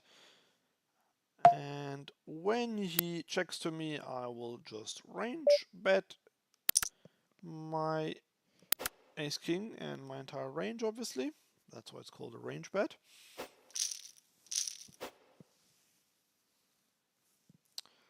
So when he calls there, okay, here I am now going to check. Maybe we can even improve. We can improve to the ace, and we now have top pair, top kicker. This is on the left here, ace jack. We are super deep. He makes it so expensive though, but with a suited hand, I definitely want to still call. And we can just lead out on this board. Here he just min bets. I do not like this. I am going to go to 19 with my ace king. This feathering, and we got it through on the left here with a donk. So the reason why I donked was not necessarily because I had the flush draw. I donked there because the board, let's just open it up again. So it's a shame that we had two hands at the same time that were quite interesting. So I donked, well, no, this is not the right hand, is it? Sorry. Yeah, I don't know, how do I get to that? Oh, here. Right, here. What I did is because on 554 the small blind has a much stronger range. Or let's see here, we're getting 3 bet. It's a fold with queen 10 suited. This is so marginal that I don't want to play it. Yeah, so the small blind has a stronger range on this board than an early position raiser, because he drowns in combos of ace king, ace queen, king jack, all of that. Whereas I have some pocket pairs, like 4-5-5 is maybe not even the best, and it would be even more true for the big blind than the small blind. But still, this was a good spot to donk, especially because I did have the nut flush draw. So even if we get raised, we can definitely continue. If we get called, it's fine. And if they fold, it's excellent too. So happy with anything there. That's why it was good. Yeah, it's the thing. I had two good, nice, interesting hands at the same time, and now just going through this rough patch again here with the cards. But anyway, yeah, so on the other one here, maybe I can open this one as well. Let's see. The ace king hand. No, I can't seem to find the ace king hand. But yeah, so he went 10% pot on the river when the ace came, and that to me looked like he had some weaker hand. Maybe he did have a queen, maybe he had jacks or so, and then I wanted to raise there. Like, I probably won't get called by much, but sometimes they do level themselves into something. And then, of course, I'll be in a world of hurt if he jams, comes over the top, but then I just have a decision to make, and I'll cross that bridge when I get to it. So that's, I think it's a very important aspect of poker, not to panic beforehand and to see monsters under the bed. It will very rarely happen that he min clicks it there, or not min clicks, but he bets 10% and then jams once I raise him. And I don't want to have to think about that. I'm just not going to think about what would I do if that happens. I'll just do it if it ever happens, which is unlikely anyway. And if it does, well, then I have a decision to make, and I might make the wrong decision, I might make the right decision, whatever. But then I'll get to it. And so this is very important, because a lot of players, they struggle with that. They will think about what would happen if, and then they're afraid of going for thin value because they're afraid of getting raised again, which will realistically happen quite rarely. And when it does, well, deal with it. That's why you're a poker player. You just have to make decisions. Poker is actually quite simple at its core. It's only about making better decisions than your opponents. So if you get put into a tough spot, of course, your decision making will be tougher. But if you can then find the right decision, then that's excellent. So that there's no harm done. And if the right decision is to fold a hand that's like top pair, top kicker, then so be it. Then you make the right decision. You went for thin value, and in 95% of cases, you will either get more money out of him or he will just fold. And in the 5% of cases where he comes over the top, then you have another chance to make the right decision after you already made the right decision to go for a thin raise there. And if you don't go for the thin raise, well then, yes, you will make it easier on yourself potentially because you don't have to face that big decision if he jams on you, but you make a mistake by not going for thin value there, and then if you make a mistake at that point, you're not maximizing your winnings. So that is a very, very important concept about poker that many players don't realize, and they are fear driven. And I try to get rid of that fear as much as I can. And yeah, that sometimes gets me into miserable situations. Absolutely. But so be it. And sometimes then I will make the wrong decision. But I still think that overall, this is how you make money at poker. Yeah, speaking of making money, at the moment, not much that I can do here, but we are still doing all right. Still up probably more than two big, not two big blinds, two buy-ins.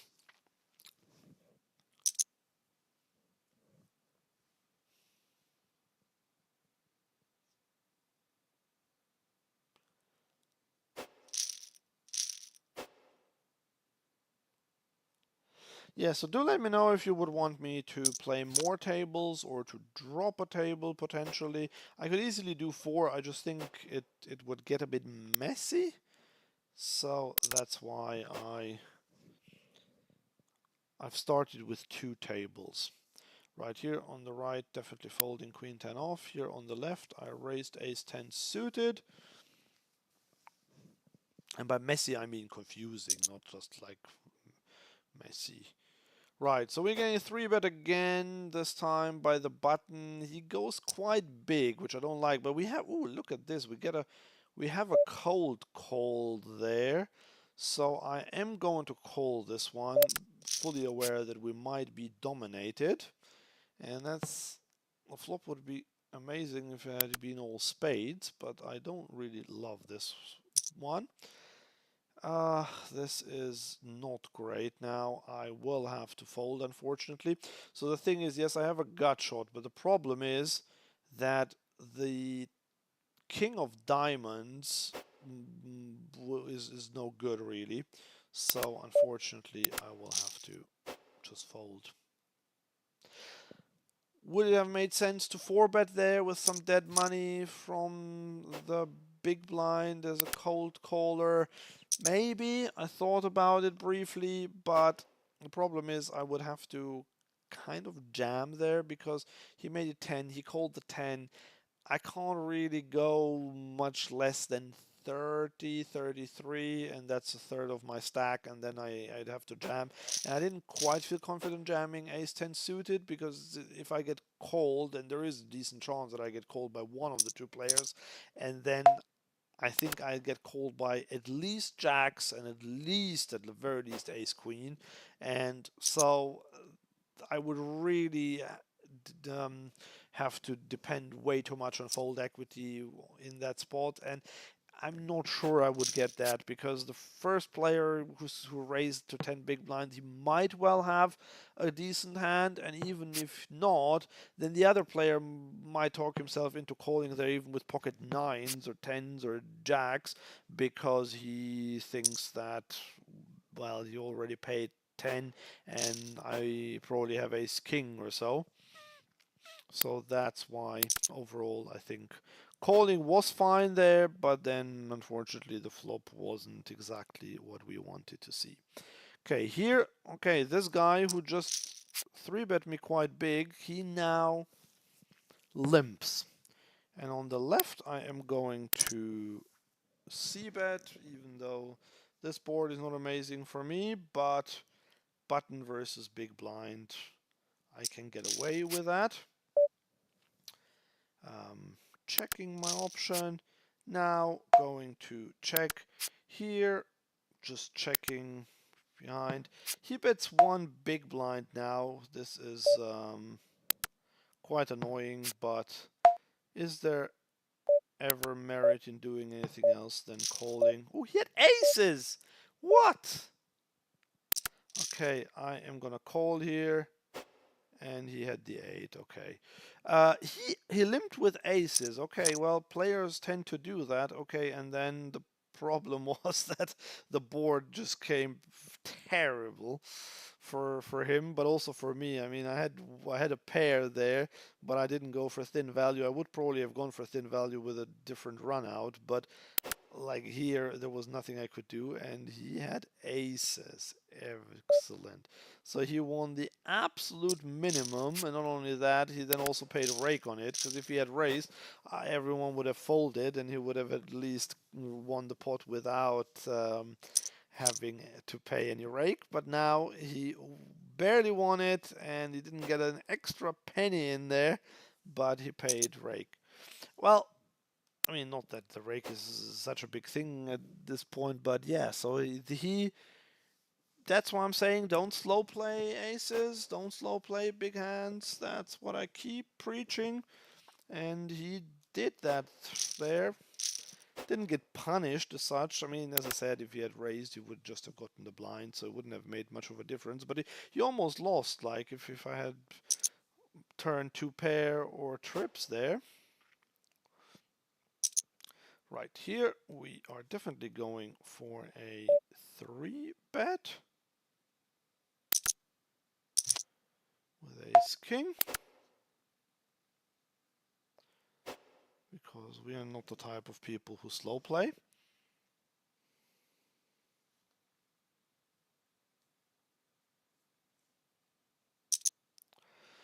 Okay, we are getting 4-bet now for the first time by this player, and we are a bit deep, so I am just going to call. It is a bit tricky, but okay, this is not an amazing flop for me. He does check. I am going to check this one as well. He might as well have ace king too. And when he checks again, I think now I can go for a bet. I'm gonna go just under half pot, and he just folds. Okay, fair enough. So my plan was to go rather small to get him to call with a hand like ace king or ace queen, and then jam the river or go big. I'm not entirely sure about the stack sizes, but then go big so that he folds his ace king, because I just didn't think that he had a pair there. But I'm very happy with him just folding out whatever equity he had there on the turn, so that is a great result for us. He might have just been messing around with a 4-bet because I had 3-bet him twice before, and the other option is that he did indeed have a hand like ace king or ace queen or so that he just gave up with. It wasn't a good board for him, and he was out of position, and he didn't want to invest more money. So I think that one of these two options seems reasonable.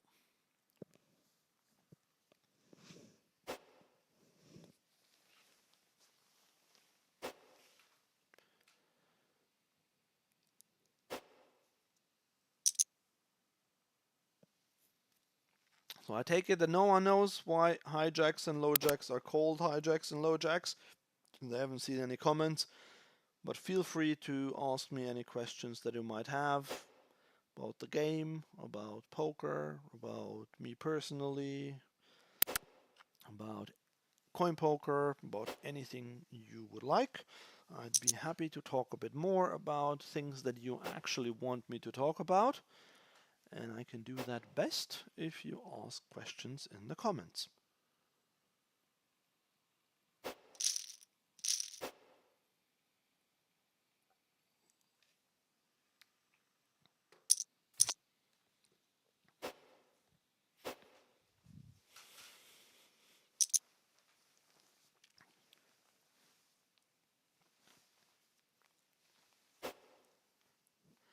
Okay, A7 suited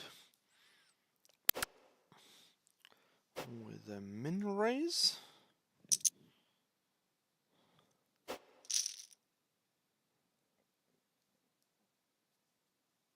Okay, and now that it folds to me, we will call.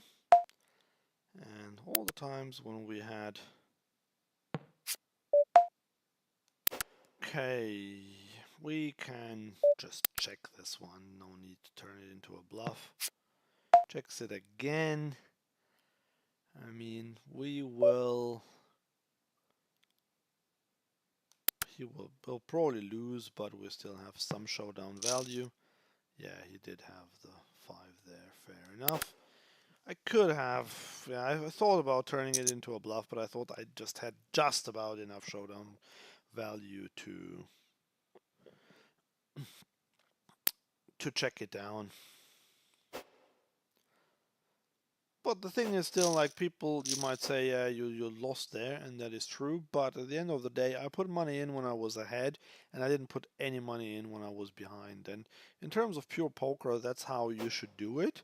Like, yes, of course, I could have bluffed him off that hand, which would have been even better, but I didn't make a bad decision as such. Okay, raising pocket sixes. And taking down the blinds.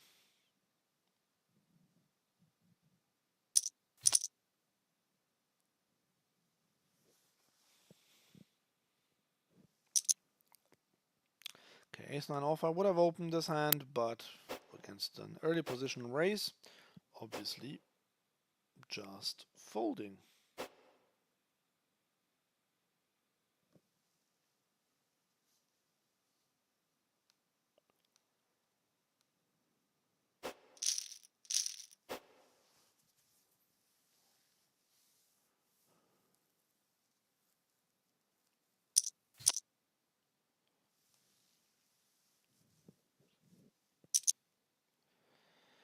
King 3 is a fold, ace 4 off against a min raise from early position, unfortunately also a fold.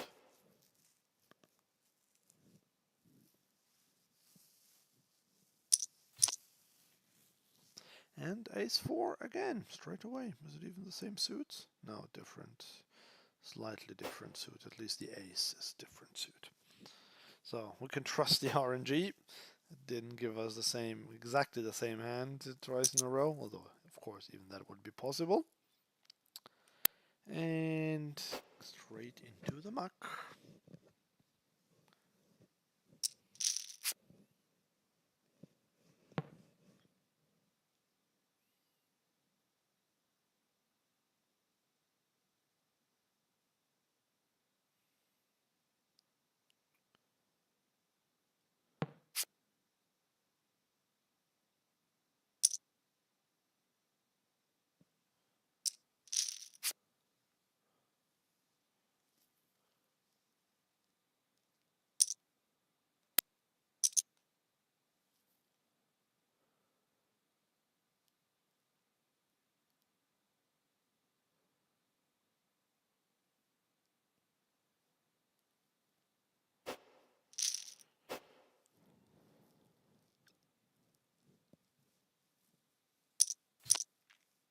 Yeah, so that's the thing here with these games on CoinPoker especially.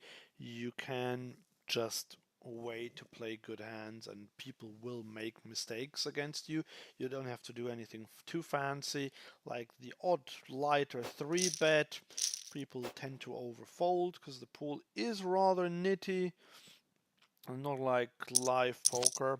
Okay, and here's something interesting. I'm going to raise 5-6 suited. This is my one suited connector that I really like playing from early position because it is break even, but I still want to have some hands that are not only high cards, and 5-6 suited is that for me.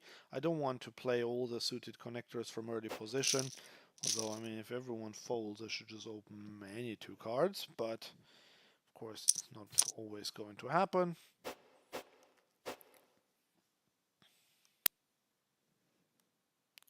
Okay, ace-8 off. This will be a defend, but again, just we're getting a walk. Excellent.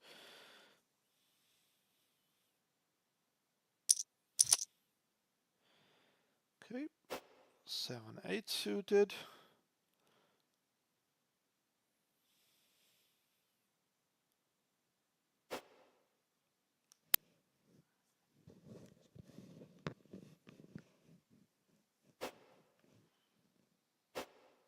Okay, now this is not a hand I will want to 3-bet in the small blind. Ooh, and he decides to 3-bet. Okay.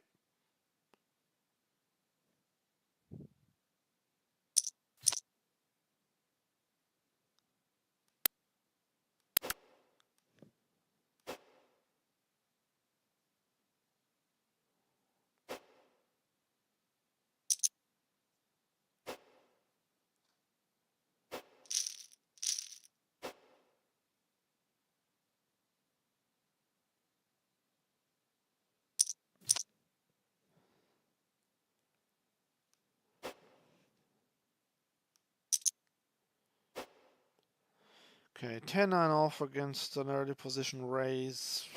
Even though it's a min raise, I do not want to play this hand. And, well, now there's a 3-bet. It's no problem anyway.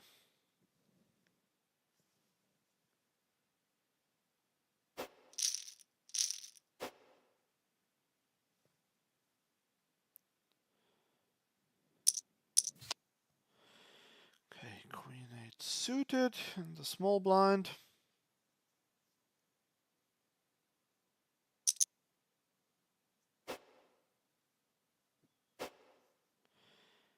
Of course, folding. Excuse me. So I don't play only 3-bet or fold in the small blind, but predominantly. What I will sometimes do is when there is an early position raise, I might call a hand like ace queen suited, ace jack suited, and if I know that the big blind's very weak, I might also call and then invite the big blind into the hand. Because that's the thing, like you want to play hands against the weak players, not necessarily just isolate a better player who raised. So that's why sometimes it's okay to have a calling range in the small blind, but I wouldn't recommend doing it very often, and definitely not like set mining against an early position raiser or so.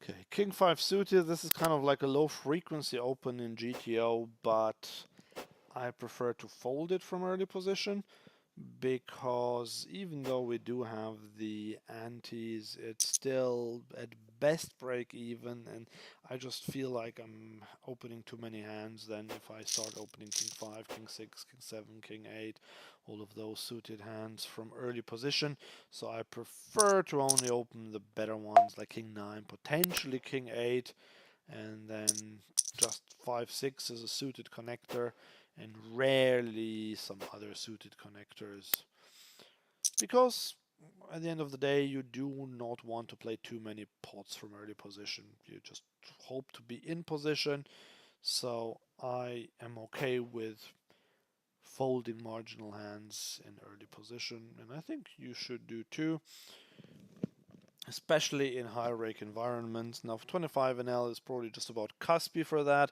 but 10 NL and under, I would say then you have to be even tighter. Especially 2NL on this side doesn't even have the antes, so you definitely have to be quite a bit tighter. Okay, this player, I am going to 3-bet him now. He has folded to most of my 3-bets. He 4-bet me once, but here he obliges again. That is very good. And now we have ace queen off in the small blind. Okay, so this is a situation where I might just flat call now. I know I said earlier I do it with ace queen suited, but I will also do it with ace queen off. Although now that this guy 3-bets, I could consider 4-bet bluffing, but I just don't feel confident enough to do it with ace queen off, or just in general with any hand. I prefer to go with a 3-bet here with my queen jack suited, rather than cold 4-betting with ace queen off.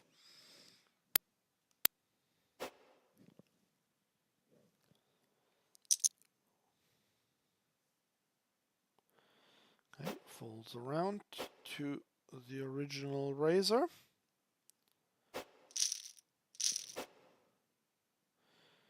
Okay, he calls. This is not the best of flops, but we are definitely going to c-bet. If we get raised, we'll fold. I mean, this is not amazing. I do want to bet again though, because he could easily have a hand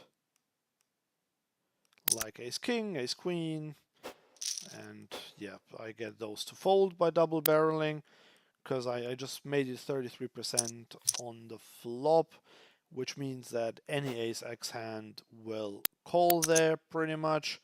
And if he has a pair, then I won't get him to fold on the turn, most likely. I mean, maybe 5% of the time.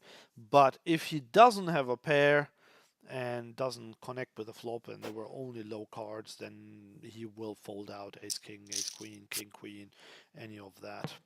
Okay, here I don't want to c-bet out of position. Actually, sorry, I'm not out of position. I'm in position because I got this one completely wrong, but definitely going to call this bet now. Was in the small blind. And now we'll have to see what he does. He bets small, so definitely going to call here. Like he could have an 8, he could have 7, 6s, something like that. Definitely nothing else for me to do than to call. And he has a flush. Wow, okay. I mean, I would probably have called a bigger bet there.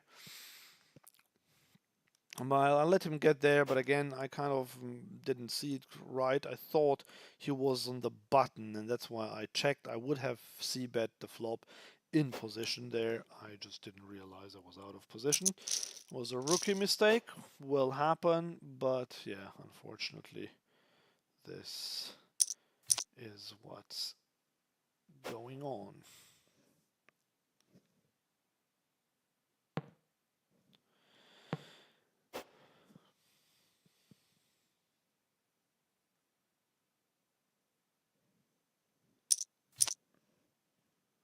Okay, walk on the right. That's good.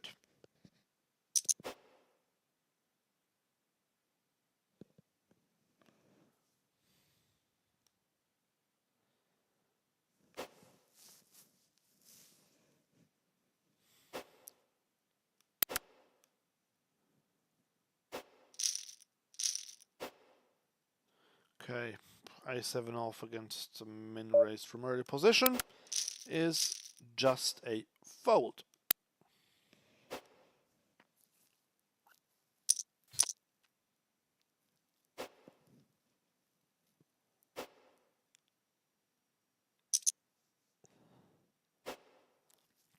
Okay, a6 suited, that's a type of hand I do not want to call with in the small blind. Would have been a call in the big blind.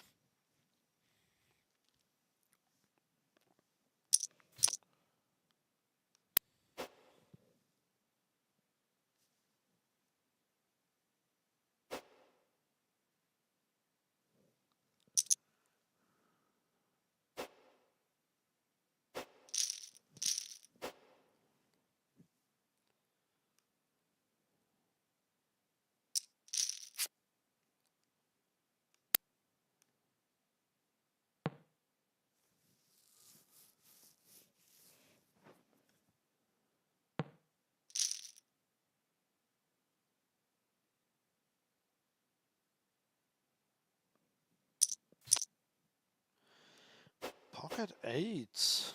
I'm gonna size up to 2.5 big blinds. Get called.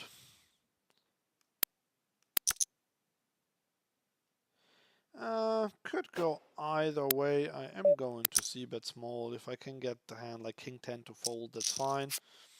Well, now I hope he doesn't have king 10. This card is good for me, but the thing is, okay, here on the left I'm going to c-bet. I don't want to bet this exact hand.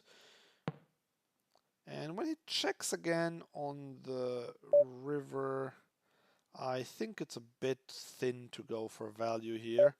I could consider I might get called by something, but I don't know if a 5, yeah, so that's kind of what I thought, a 5 or a 6, and I don't know if that had called, so maybe I left a bit of money on the table, but I think it's okay, because my hand was quite flimsy there, with a king and a jack, so he could have had a jack there. Probably I have the best hand, but the question is, once I get called, do I really still have the best hand? And that was my issue, because I know once he checks the river, I'm over 90% certain that I have the best hand.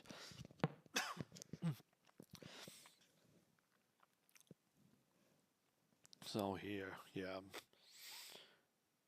I mean, he didn't do anything wrong there, but yeah, as I said, it is still possible that he has a jack, and then I'm not sure if he calls me with 7-5 on this board. There is a chance, so maybe I should have gone for a small bet there. But I don't think I missed a lot of value because most of the time I expect him to fold.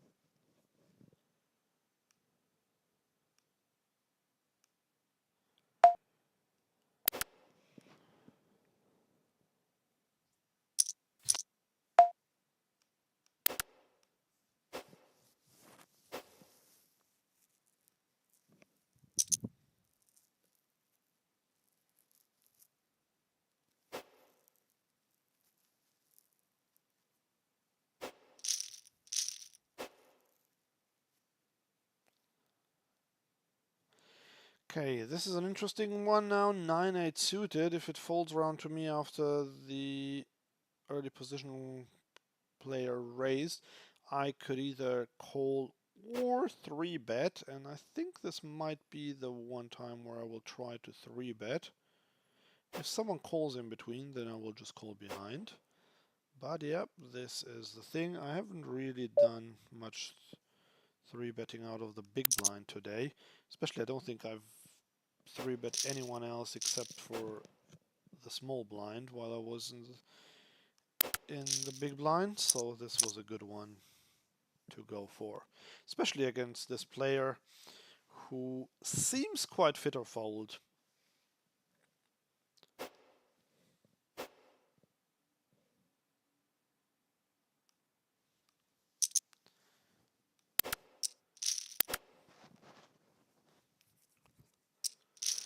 So yeah, still there was only the one time I think when I got 4-bet after a 3-bet when I had ace king, and I think I got, yeah, and when I had queen jack suited, I 3-bet in position and I got called. And apart from that, there have only been folds, about 7 or 8 of them or so, in just over 2 hours now. So that is quite good, I would say.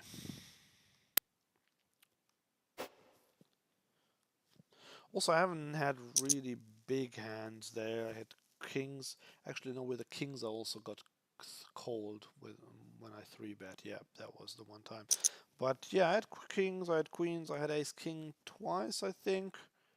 Haven't had aces yet today. Have had jacks and tens as well. So yeah, just aces are missing. But usually, if you follow this channel for a while, you'll know that my luck with aces hasn't been the best. Most of the time I just take down the blinds.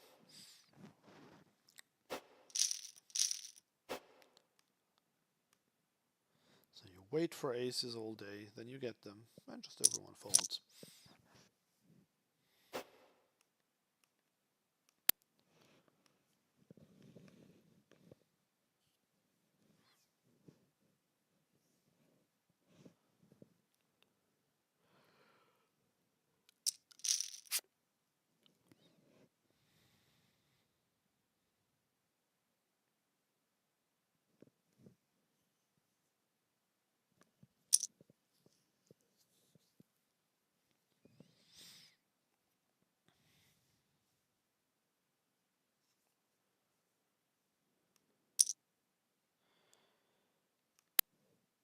So I am going to continue for at least another hour, and then let's see how it goes. I am getting a bit hungry now. It is just midday in London, but I do want to continue going here. So we need to get some volume in. And yeah, maybe soon I will try a 100 NL game here. Okay, King 6 suited. Now we are in the hijack. Ugh, on the cutoff I would definitely open it. Here in the hijack I'm just going to fold. It would probably be pretty much break even, which means that I'm not super keen on playing a hand that's only going to be break even. It just increases variance for no gain. King Queen suited though is a much better hand. Even though now we are in the low jack, I would have even opened it under the gun in a 9-handed game.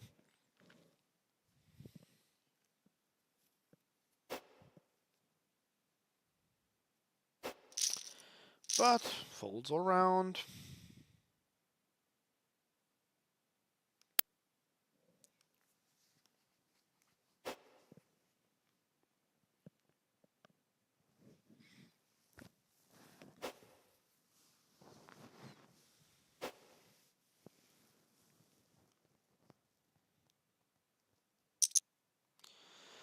Okay, a raise to 3 from the button. He loves doing that.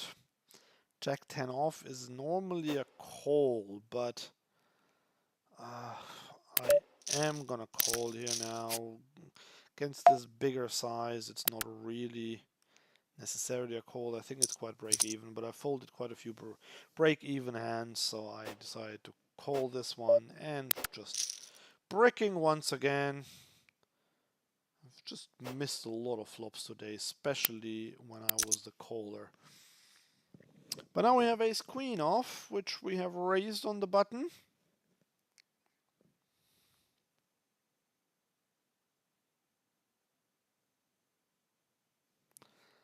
And we have ace 9 off.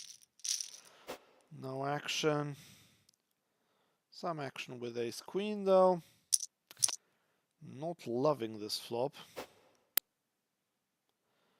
Just gonna check.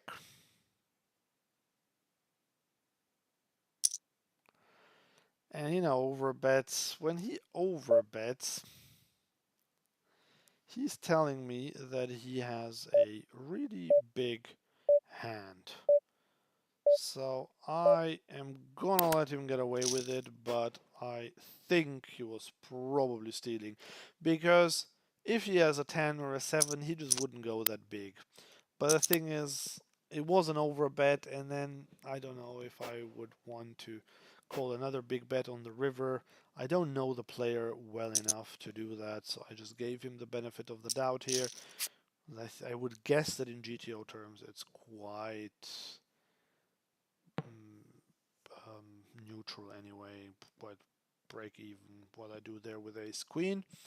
But yeah, this would actually be interesting to plug into a solver later, just out of interest.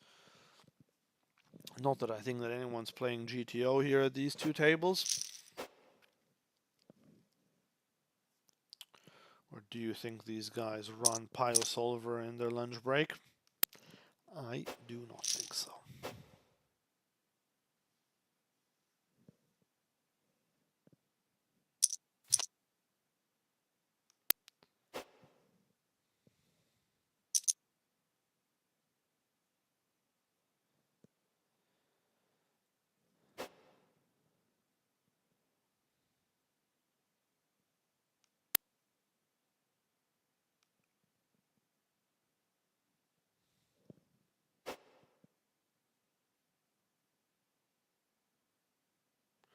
Ace 2 suited. Now this is a hand that I will open, even though it is also not much more than break even from early position. But suited aces I do like opening, especially if a multi-way situation develops. These are good multi-way hands.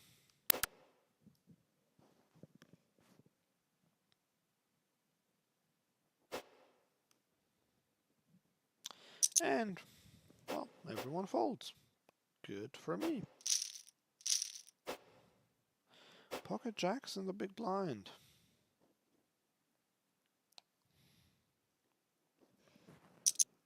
Okay, so there's an open in still fairly early position, the low jack, and there's a call. Without this call, I would probably have just called, but now I don't want to go into a multi-way situation.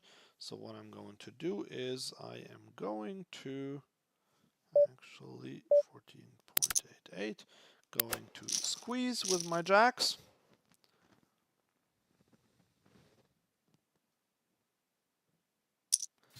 And we do get folds, so I don't mind that either. So yeah, on CoinPoker, the difference to Poker Stars, for example, I can tell at times the games are looser, but at the moment we're having two tables that are not that loose. However, the players here for 25 NL standards are not that great, and that is important. So like the way you win here is not necessarily by making a big hand, but you do have to just do some clever bluffing and not call down too lightly.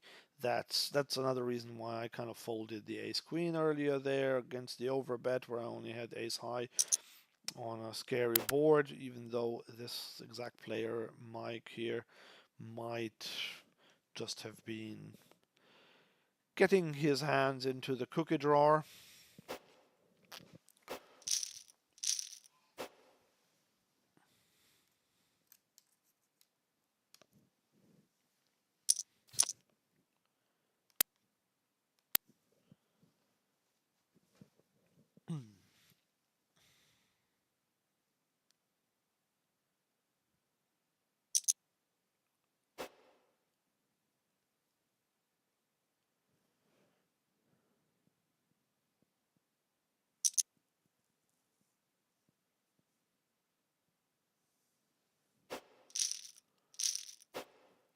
Okay, pocket sevens.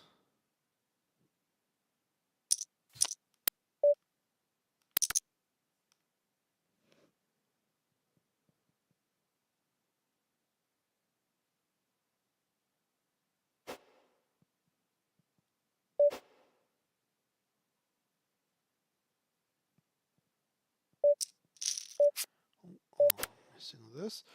Right here, going to go with a c-bet in position because we can get two overcards to fold, which would be good protection. If they call, it's fine as well. So yep, that is a decent result.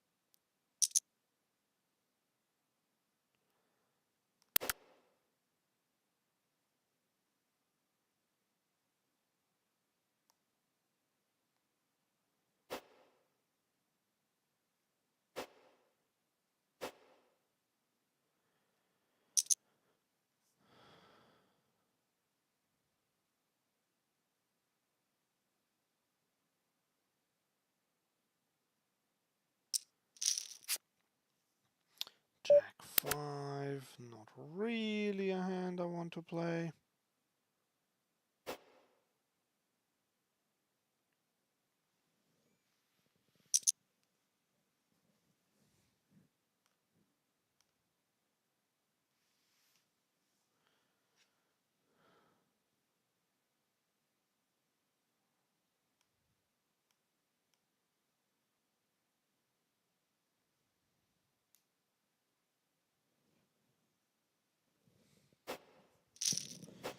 Okay, 7 deuce. Haven't had that in a while.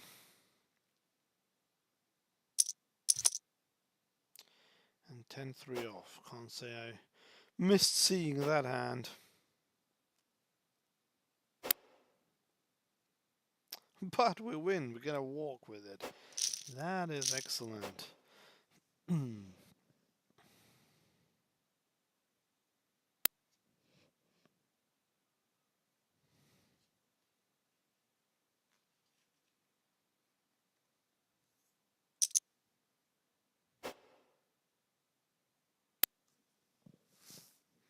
And the next walk here to the player to my left. Ace queen again on the button. I've seen that one before. But now there is a raise, which means we can 3-bet. So on the button I go slightly bigger with my 3-bet sizes because I will have a weaker range than in other positions. And so to compensate for that, I go slightly bigger with my entire range, so even like with my best hands. And there's another fold. So yeah, people are folding quite a lot, but I think that this is a good to see here that you can win by making players fold and just bluff a bit more cleverly. Sizing up with pocket eights. And doesn't matter anyway. Just everyone snap folds.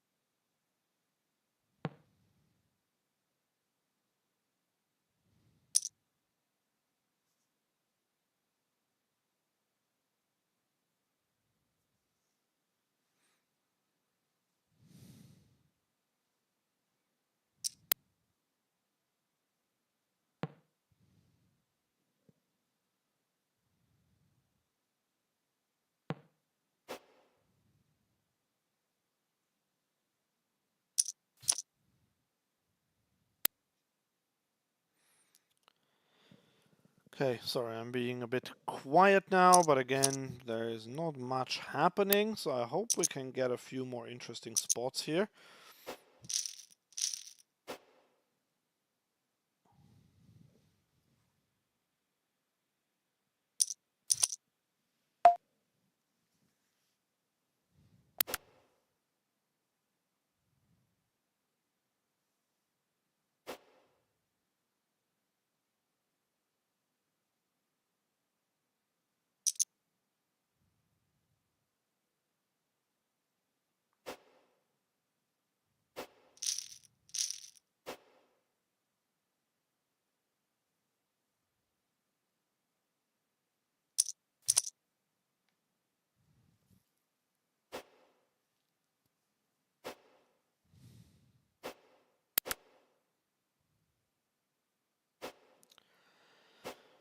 So Jack 10 off in the big blind, so raise from the cutoff because he made 2.5x. I am going to call this one.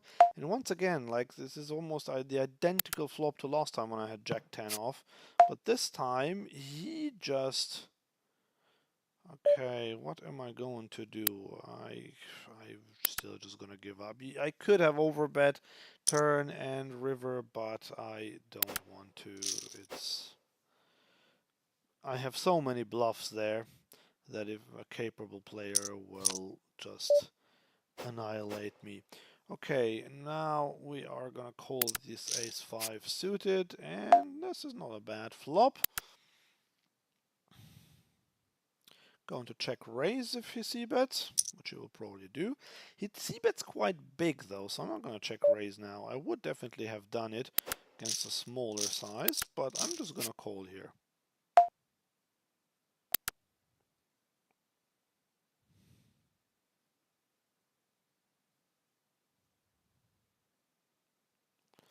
So my chances of hitting a flush on the river are just under 20%, and he overbets now. And against the overbet, I am probably going to fold here. I'm going to 3-bet this guy with my ace-8 suited on the button. And I am going to just give up here. And that's what I'm saying. Like, it's quite easy to win pots like we see here on the right. They just give up and went to raise and we 3-bet. So then I don't have to try too hard in these spots.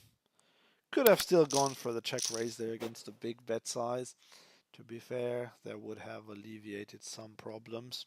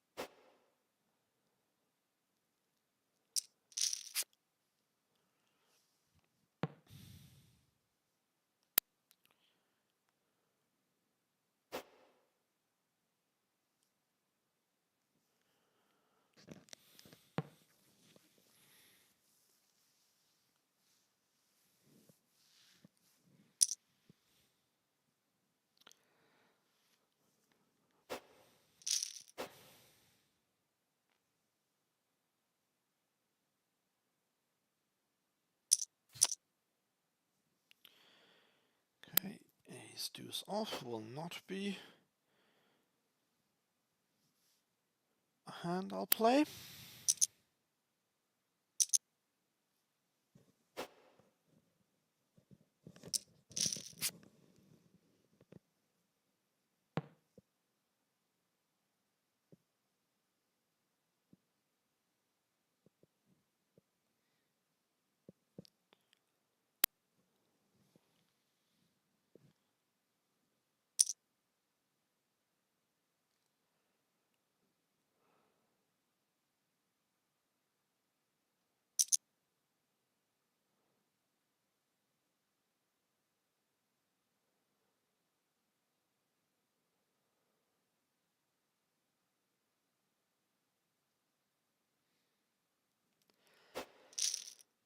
Okay, come on.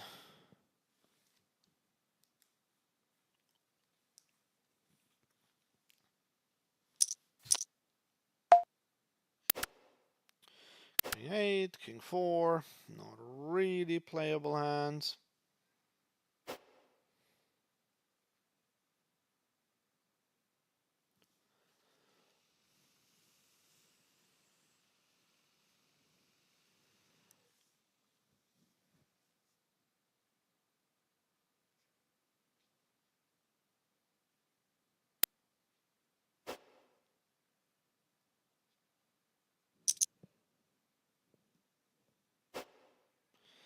Yeah, jack 5 off, can't play this either, and here on the left, ace 4 off against an early position raise.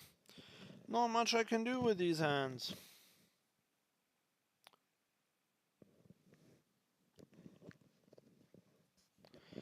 sorry, I realize this is a bit boring at the moment, but I can't do much. I could open a third table. Maybe I should do that. I think I might do that just to try it out. Just see if there is. Okay, here we can fold. Here we can fold. Okay, let's see if there is anything here. They're all taken. So I'm gonna put myself on the waiting list for a couple.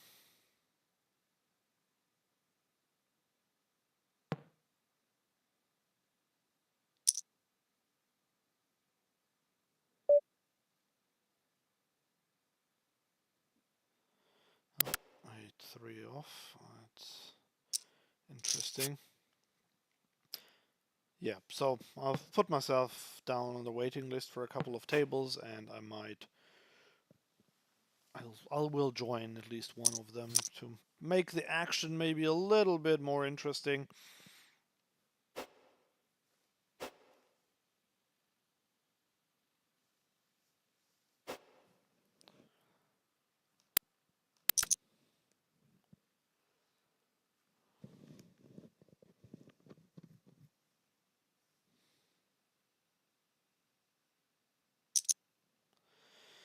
Oh, getting 3-bet by the big blind. 10-9 off is not the kind of hand I want to continue with. Queen Jack off is a fold after early position raises. 9 for suited is a fold in any position to any action.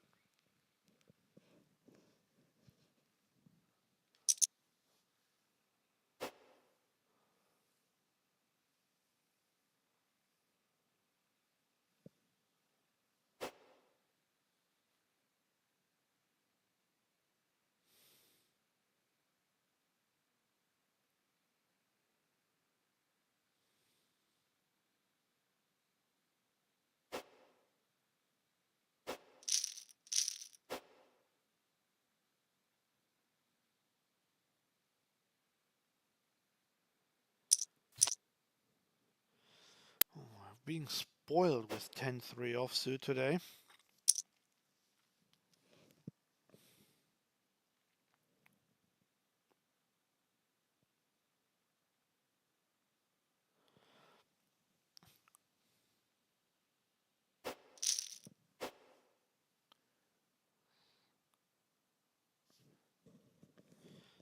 So J-Sai says nice play. I'm not entirely sure which one you mean.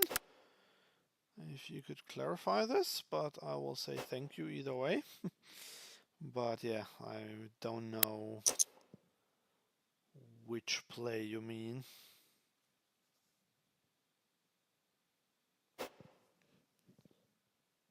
So maybe you can clarify it in the comments.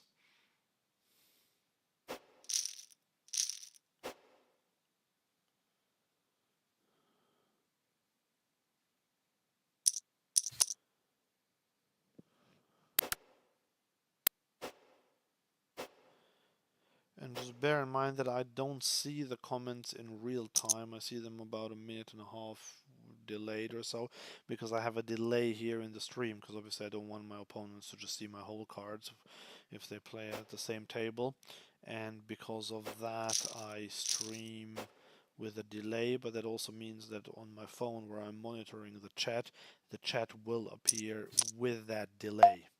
Ooh, pocket kings. That's an interesting one. I'm going to size up to 2.5 big blinds, because I don't think players will notice that I go higher or go bigger. But unfortunately, as nitty as this table has been, no action with my kings. Boo.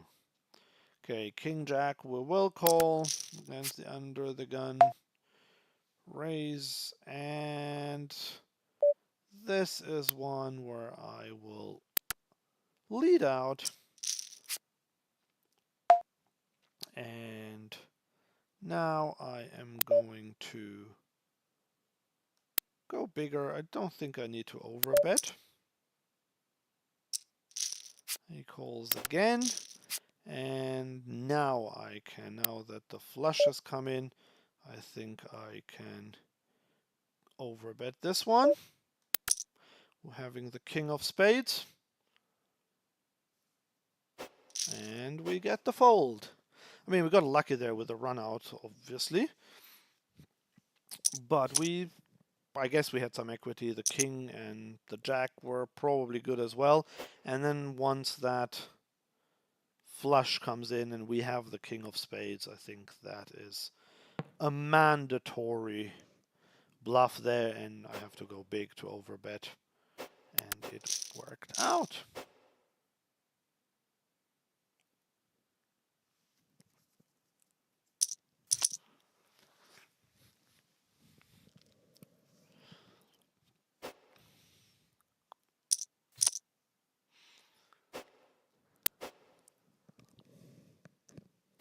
So yeah, triple barrel donk there. But yeah, the reason why I donked is that the 3-4-4 board doesn't hit under the gun's range at all. He doesn't have anything. In theory, he shouldn't even have ace 4 or ace 3 suited. So there is nothing that hits that board. So unless he has an overpair, he just never has anything. And for me, I can have some threes, I can have some fours, I can have pairs like five, sixes, sevens, eights that I could donk with. And then, I mean, the turn bet was maybe a little unconventional, but I just continued with that theme because I thought he might have just called the small bet with ace high, and then I could get him to fold that, but that didn't happen. And then on the river, well, when the flush comes in and I have the king of spades, then I definitely have to bet. Like, I didn't donk there twice to then give up, and this is how I then got him to fold whatever he had. And I doubt that he only had ace high, so I think I did get him to fold an overpair probably.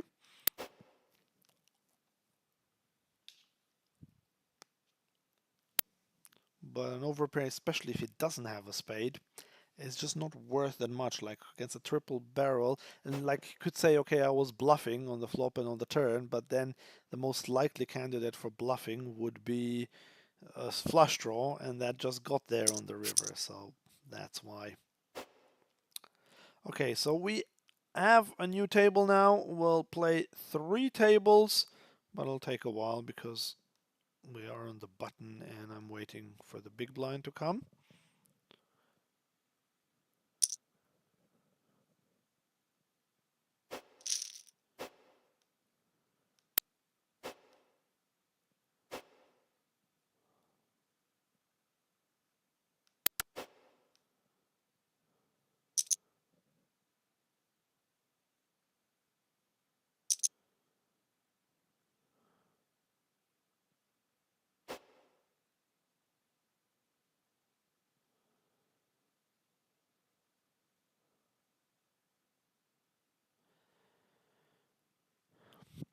Yeah, so I'll probably make these tables slightly smaller to facilitate the third one, and I'll try maybe even a fourth one. And you guys, please let me know if you like to see 3 or 4 tables here, because I think it might get a bit more confusing, but then again, we should have a lot more action, so I like that.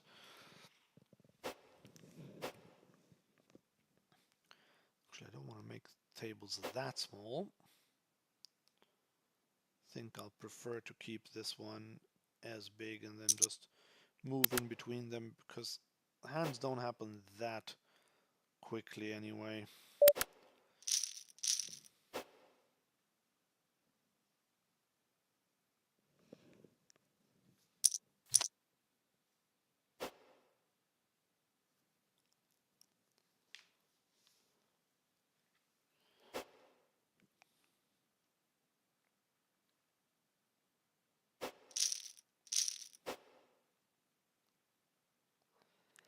Five for off will be a fold no matter what.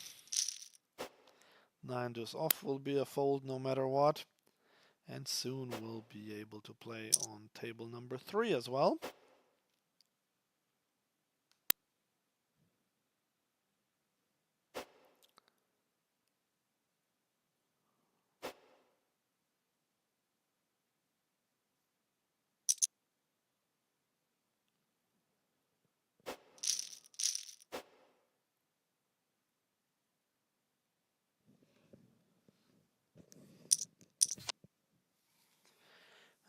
A6 off, alas, will also be a fold from early position. Well, sorry, not early position cutoff, but there is early position raise.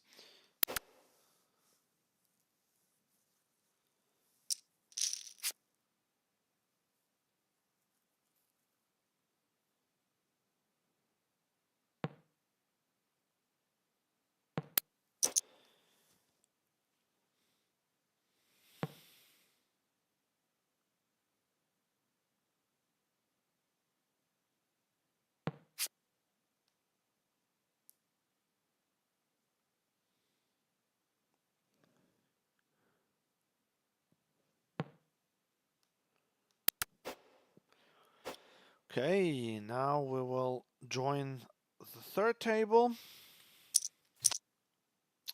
And we're starting with 9-5 off. Yeah. Okay. Here, 10-9 suited against an early position raise. I could consider 3-betting this one. This Terra Z player, I think he does overfold at times, so let's just make it 7. Oh, not 47. Oops. 7.4.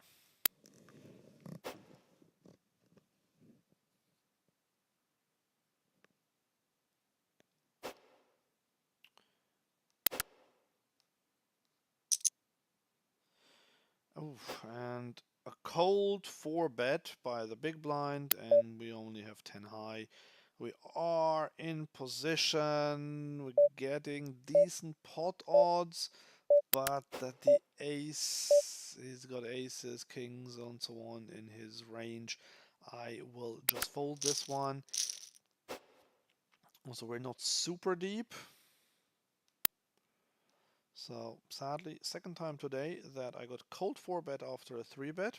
But it just happens that players just wake up with big hands. And as I said before, I do not think that someone does this with a hand that's just a bluff. That's very unlikely to happen.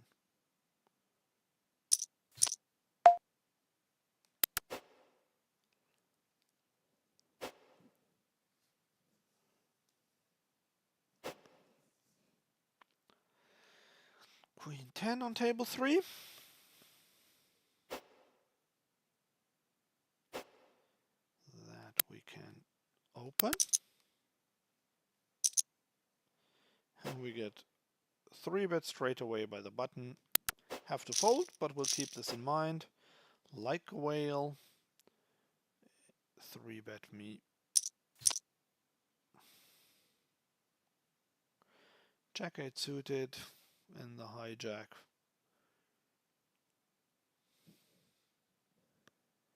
Quite marginal, but I might open it.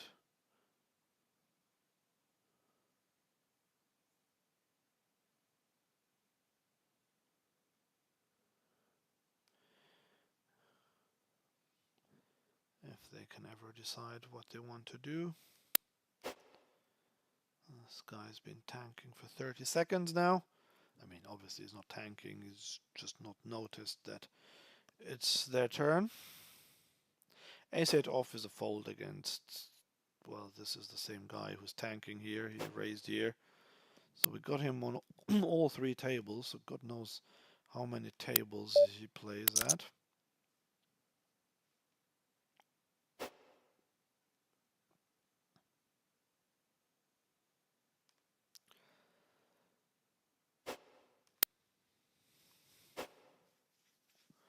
Okay, we flop the jack. I am happy to bet, and I'll bet even quite big because there are lots of hands that can call. 6x, 4x. some pocket pairs. Okay, the 4 is not great for us. Just gonna check, and the 3 of clubs is not great for us either. But I still think we might have the best hand, and I am going to go for a thin value bet with my jack. I have top pair after all.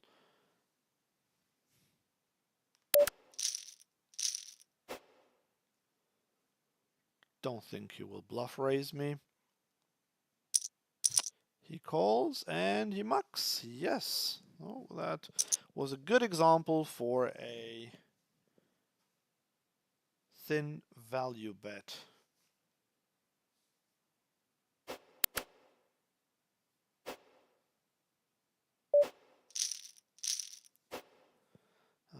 A7 suited, I'll fold in the small blind.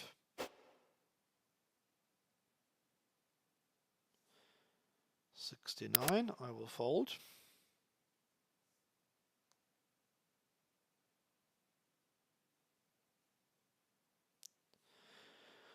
Pocket deuces never loses.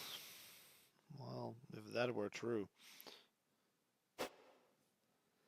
But it's definitely a hand we will open on the button.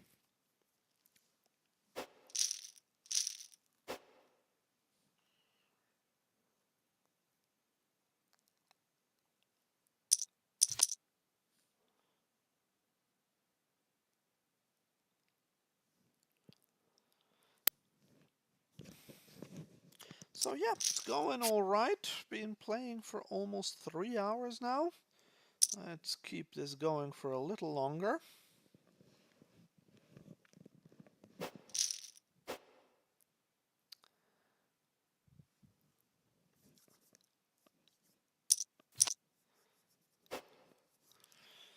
Ooh, 6s and 9s, but 6s will have to be a fold against this 3-bet. And it's quite interesting to see that a lot of players here don't have full stacks. I'm just gonna call this not good enough to raise, but now I am going to donk this one. I'm gonna donk it small because it's good for my range, and obviously I have a pretty good hand, and now I have an even better hand, so I am going to go for another bet. I didn't really have the time, unfortunately, to think about the size, but he folds anyway. That's a problem. He probably just had ace high, but so we got the minimum with our boat there. But I mean, I could have, of course. Okay, here I'm going to concentrate. I'm going to fold ace 10 off. I could have, ooh, aces. I could have tried to get him to bluff maybe, but I don't know, he must have recognized that the range wasn't great. And again, with aces, just folds all round. I just can't ever get... It's not true. I do sometimes have bigger pots with aces, but most of the time players just fold when I have aces. Okay, here we have pocket jacks, opening these. And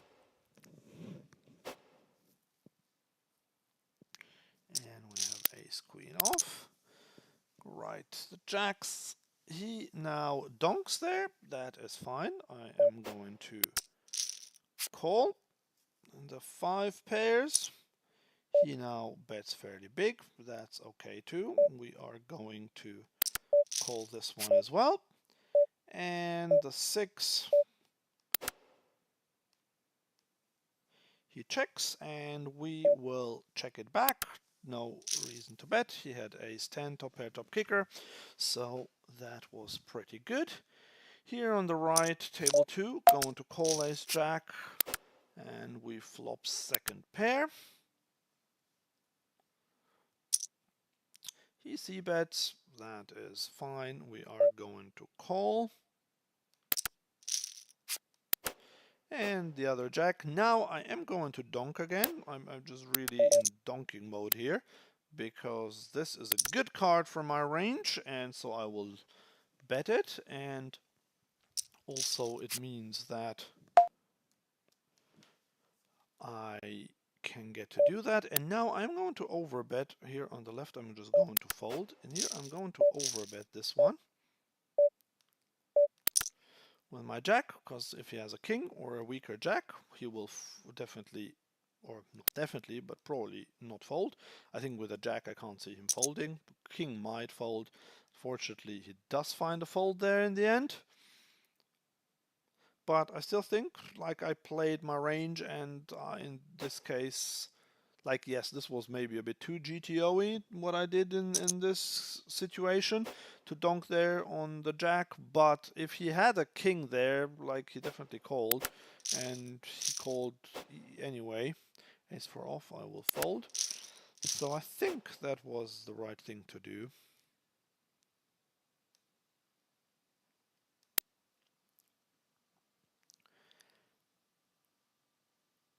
Okay, some weaker hands everywhere here.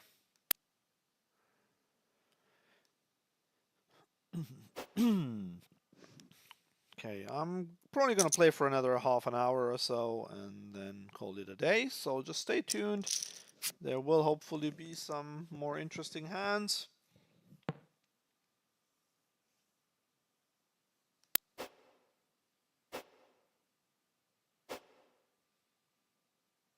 Five, six suited. As I said earlier, this is the one hand that I will raise from early position. Well, not the one hand, that's a one suited connector. Obviously, I will also raise aces and kings and so on. We're getting 3-bet by this guy in position. He 3-bet us earlier. I think he is messing around, but he's making it 8 big blinds against a 6, like a 3x raise to 6 big blinds. I would have considered calling.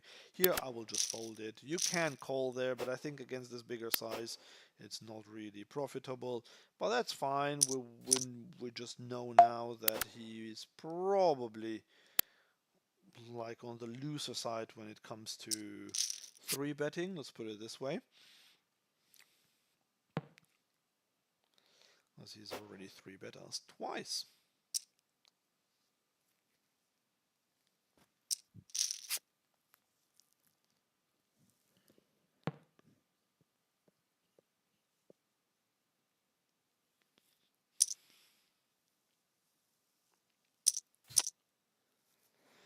Okay, ace 10 suited.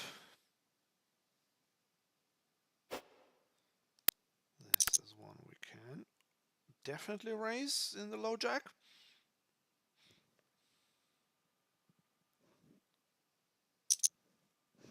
And we're getting 3-bet by Mike once again. He has done that before. We are in early position, so I am going to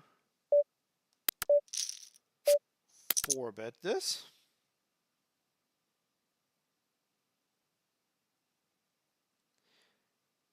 Okay, this guy here, table 3, he just checked to us, so we are just taking a stab with our 9 high.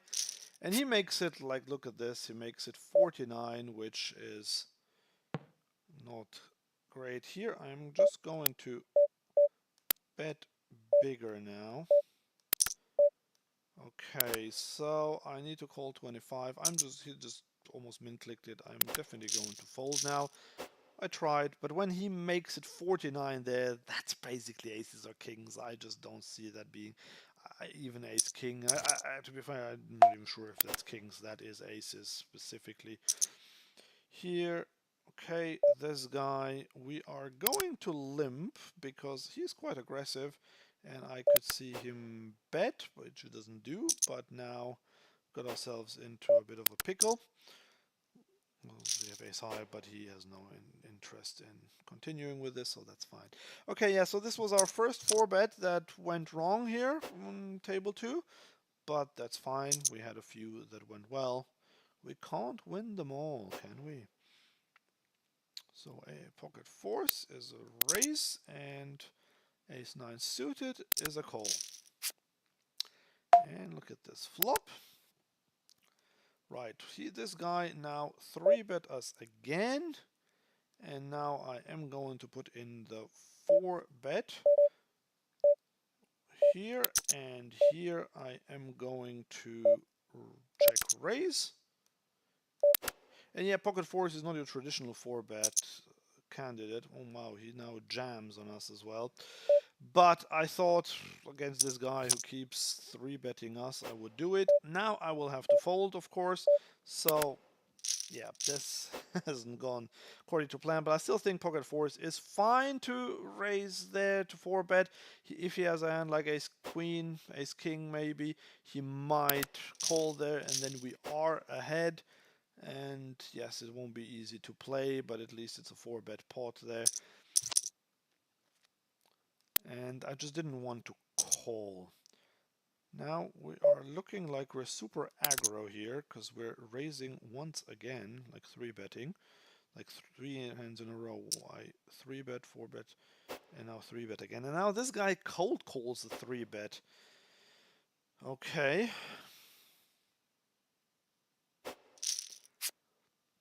And this is really not a great board against a cold caller of the 3-bet. So what are cold calling hands usually? Tens, jacks, queens. And he makes it so small that I will definitely call this one. He might have a set. Here, king 8 suited, I will fold. Now he sizes up and I will just fold. But I don't think the 3 big blinds were wasted as such. I think that was fine to call there. But yeah, not being going well in these spots now.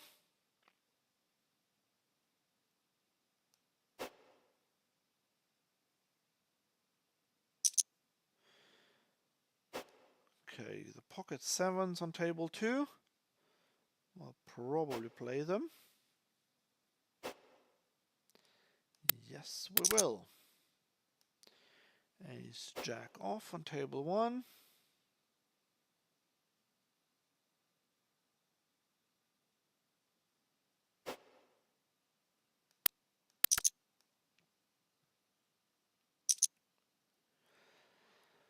And we're getting 3-bet. Here we are definitely going to go for a bet. Here we're getting 3-bet. I am going to 4-bet my ace jack again. And it goes through this time. Now here we can go a bit bigger. If he has a flush draw or an overpair, he will call. If he has 9, obviously he will call with a 7. So yes, there are a few hands that we'll lose to now, but I'm definitely going to make this one quite big. So I'm going to go 41 big blinds. This is almost 2x. If he has a 9, he'll call. I could even have considered shoving, to be fair.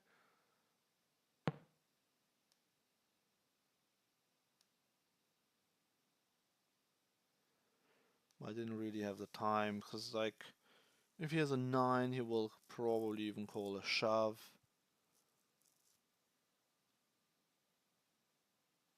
If he has a straight, which is not impossible with 10-8. Although I think he might have raised that one at some point, even though the board is paired.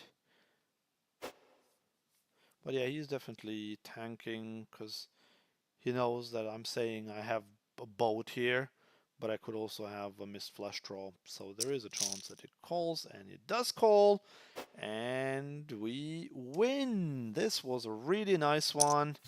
This was a really, really nice one. This will make it into the highlights, I think.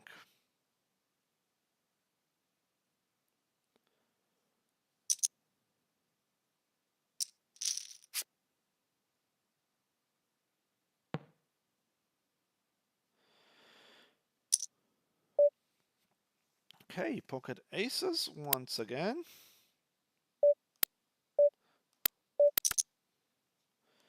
ace queen here.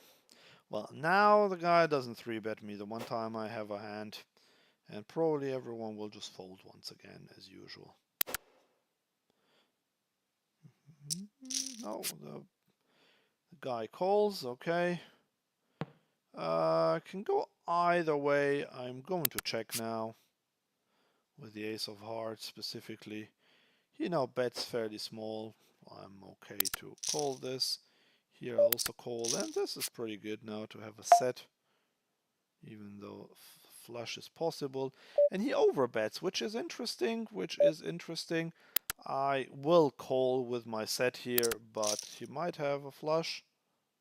He does have a flush. Okay, so this is the thing with aces. Like, this is just crazy. Okay, this guy now bets quite big once again. I'm going to check raise with my ace queen suited. Maybe it wasn't the right play. Maybe I should have just called, but I know he bet big earlier already when I just called with a flush draw. It does call though, and that's not a great sign. Also, the 9 now reduces the combos of me having something by a lot. But yeah, with the aces, I mean, now I have aces. I even river a set, and then I lose to a flush with queen, who has like queen deuce suited. But fair enough.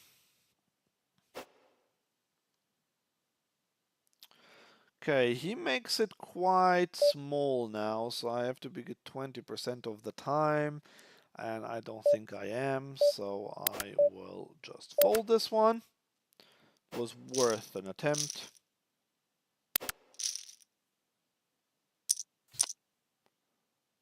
But I think Mike seems to be one of the stronger players in the pool.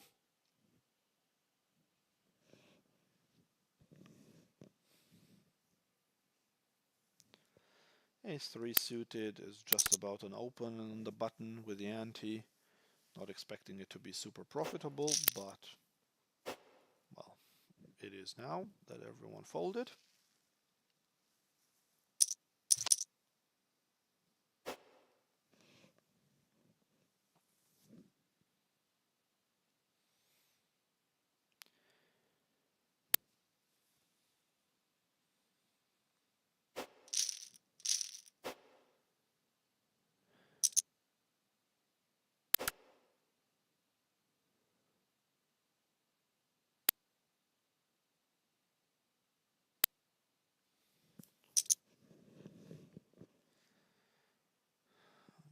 Nine, 7 off will be a fold, yeah.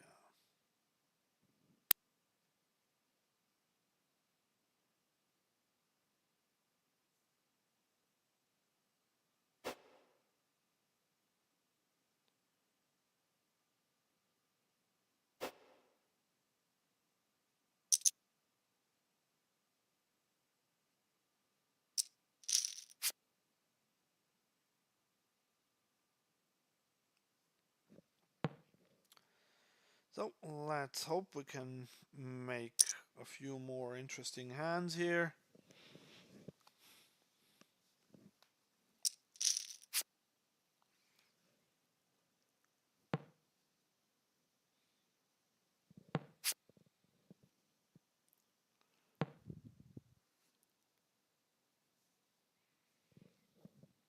Come on, now I got 3 tables open and still hardly any action.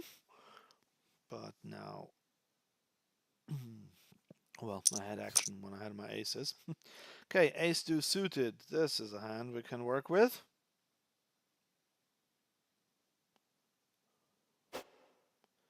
So let's min raise it. 8-5 suited, unfortunately, isn't one to play.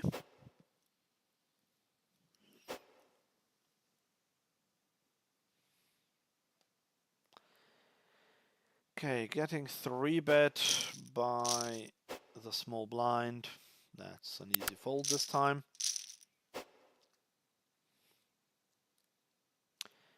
Okay, first I had 8-5 suited, now it's 8-5 offsuit and ace 4 off.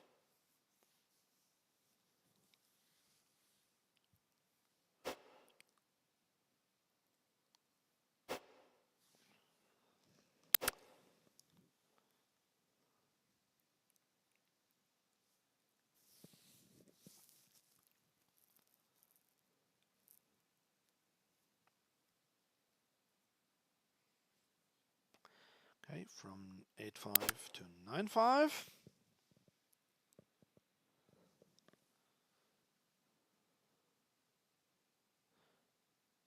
We're still well in profit today. We've got almost a buy-in on this table, although I did lose a bit as well, so it's more like 3/4 of a buy-in. Here, it's probably well over 2 buy-ins, and this new table, you're probably like a quarter of a buy-in down or so. So I think in total about 2.5 buy-ins up for playing just over 3 hours. That's not too shabby. Okay, 9-5 suited is still a fold even with the ante. Just has to be. Well, it's crazy. 8-5 off, then 8-5 suited, then 9-5 off, then 9-5 suited. These have been my hands, and now we got 9-4 suited. Okay, at least A7 off, but with a raise we are going to fold once again. This is interesting. We had a 4-bet here. I think it was a cold 4-bet even.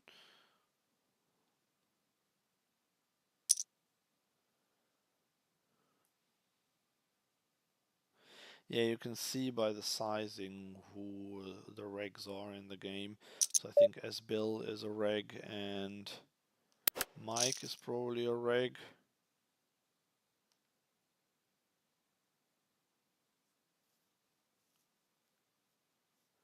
Stojadinovic might be one.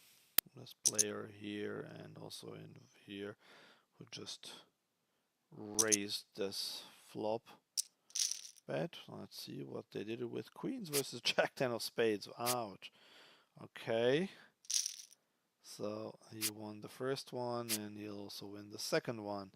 Yeah, I mean, that is quite ugly for pocket queens there. But yeah, you see, Jack 10 suited there, fast played it on the flop, didn't mess around, other players would have just called.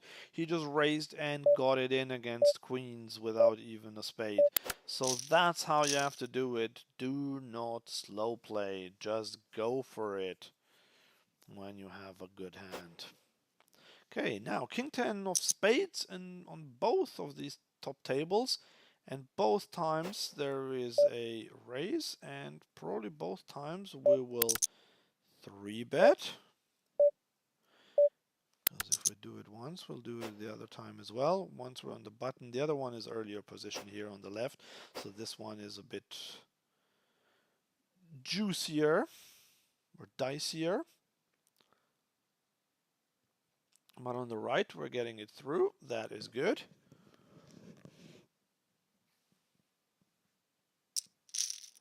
And on the left, he calls. But that's fine. We are going to start with a range bet. And we just get it through with a tiny 25% bet. That is excellent.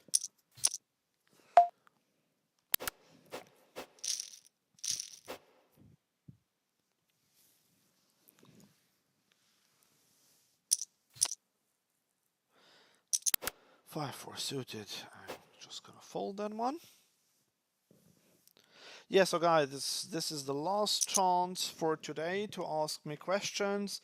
Just type them out in the chat, whatever question you might have, whether it's about the game, whether it's poker in general, coin poker, any hands I've played, or my shoe size, doesn't matter. Just ask them here, and I will be very happy to answer them.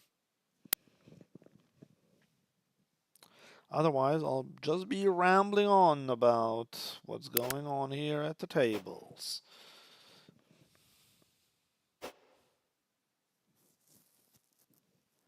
Oh, and the other thing, in case you haven't heard that yet, I am going to do a really nice giveaway with 5 times $100 MTT vouchers for CoinPoker or 10 times 50. Haven't decided yet. And on top of that, I have 5 GTO Wizard subscriptions that I will put out here that I will give away.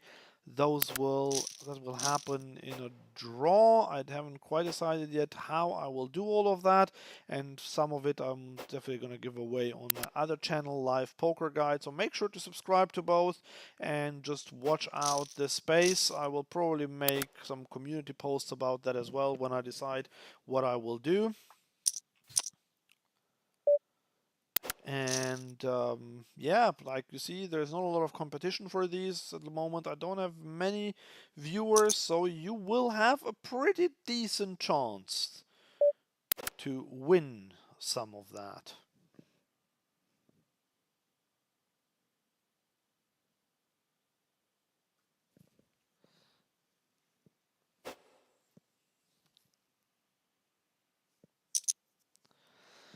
Okay, ace 3 suited. I'm on the button, so I am just going to 3-bet it against the cutoff. I've had good experiences with 3-bets today. And I can add another one to this.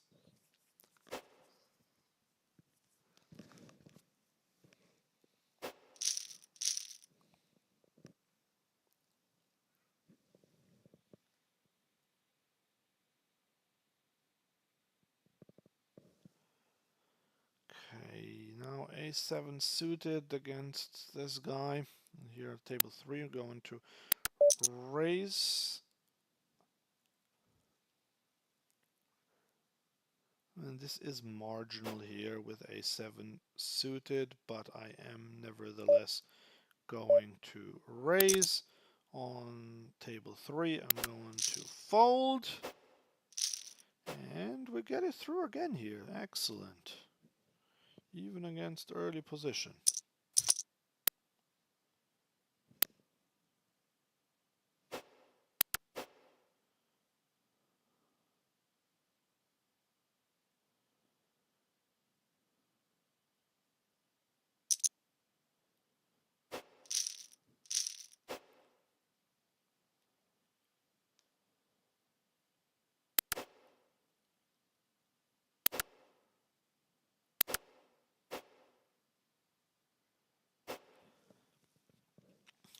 So we've got over 200 big blinds to play with on table 2, over 340 on table 1, and just about over 100 on table 3. That's the table that hasn't been going that well.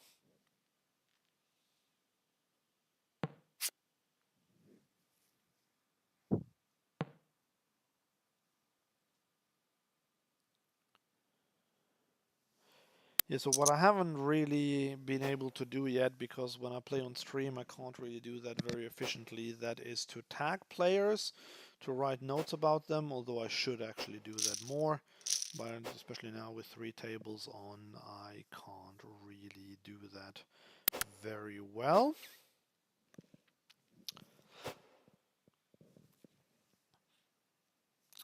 Ace 8 suited in the small blind. Okay, I'm just gonna 3-bet this. And I'm gonna open ace queen suited, obviously, on table 3. And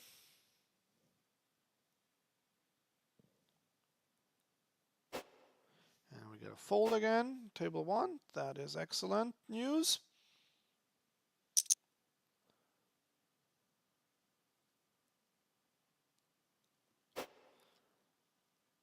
And we got 3-bet this time on the button with our ace queen suited. So this is the hand where I don't mind calling even though I'm out of position, so that is fine. Okay, now we have the ace there, so we'll obviously lose to ace king. We do lose to ace 5 or ace 3 if he 3-bets those. We win against other aces. We are ahead now, miles ahead of kings, queens, jacks, 10s, 9s, and so on. Nothing else to do than to call here with my ace queen. Okay, now we do lose to ace jack as well, which is not good news. But here I am going to bet on table 1. He quickly calls there. Okay, I'm just gonna check now. Okay, he now bets pretty big, and this is unfortunate, but I definitely have to. Oh, here's more than 2x, is it? Definitely going to call again. And now this is an interesting one. We're less than a pot-sized bet behind. If I'm thinking of turning this into a bluff, but I don't think I want to. I will just check and then see what he does. If he triple barrels this, it will be tricky, but I think with ace-queen, that's probably a fold. He did have ace-king anyway, yes. So that's all often, of course, the risk there, but I think ace-king against ace-queen suited, it just that's fine. Like, yes, I did lose quite a big pot there, about 40 big blinds, but I think that's okay. And this guy now, here he bet, he min clicked it to a 3-bet, so probably not exactly a crusher of the game. And now he bets one big blind, okay.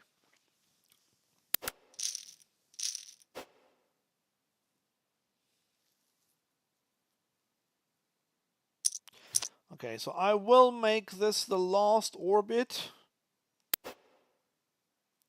Sit out next big blind, sit out next big blind, and sit out next big blind. Been playing for 3.5 hours almost. Okay, here, this guy, I do want to play pots against him. I'm not good enough, or don't, my hand's not good enough to 3-bet. Also, he is short stacked, but I think I can do that. Here, unfortunately, I have to fold again. So this third table has really not been great for me. Okay, and this guy now overbets, and this guy calls. What is going on here, guys? What is going on? I thought Mike was a really decent player. Okay, I think I probably have to... Oh, sorry, let me think here.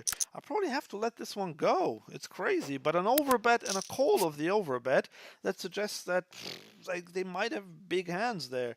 And maybe I folded the best hand, but it's...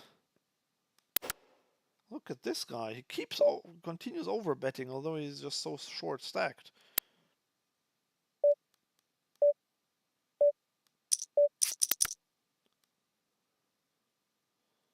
So here I went with a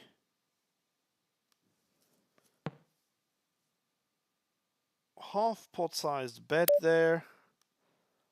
I think now I want to check, and this is just not great for me. And if he called the half pot, I don't think, I mean, he might have ace king, but other than that, he will probably have a pair. And now that he bets over the size of the pot, that is obviously one where I want to... Ooh, why did I time out here? That's annoying. Fold.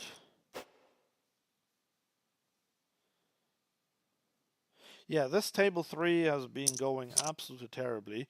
I don't know how much I've lost there, but probably already a whole buy-in. And then, yeah, as I said, I won 3.5 buy-ins, although just 3 buy-ins on these 2 tables. So still about 2 buy-ins up, but yeah.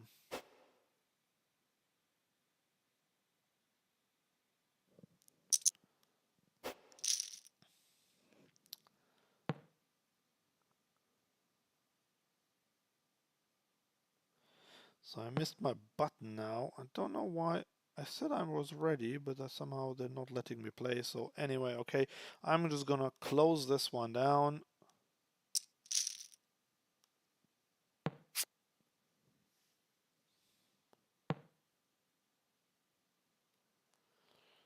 Oh, what are they telling me here? Today we are introducing casino games. Okay, that's not what I'm interested in.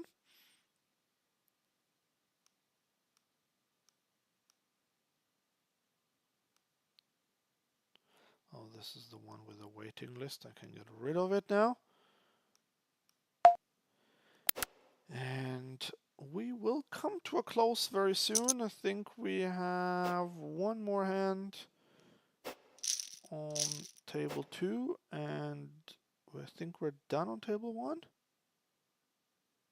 Yep, done. So leaving.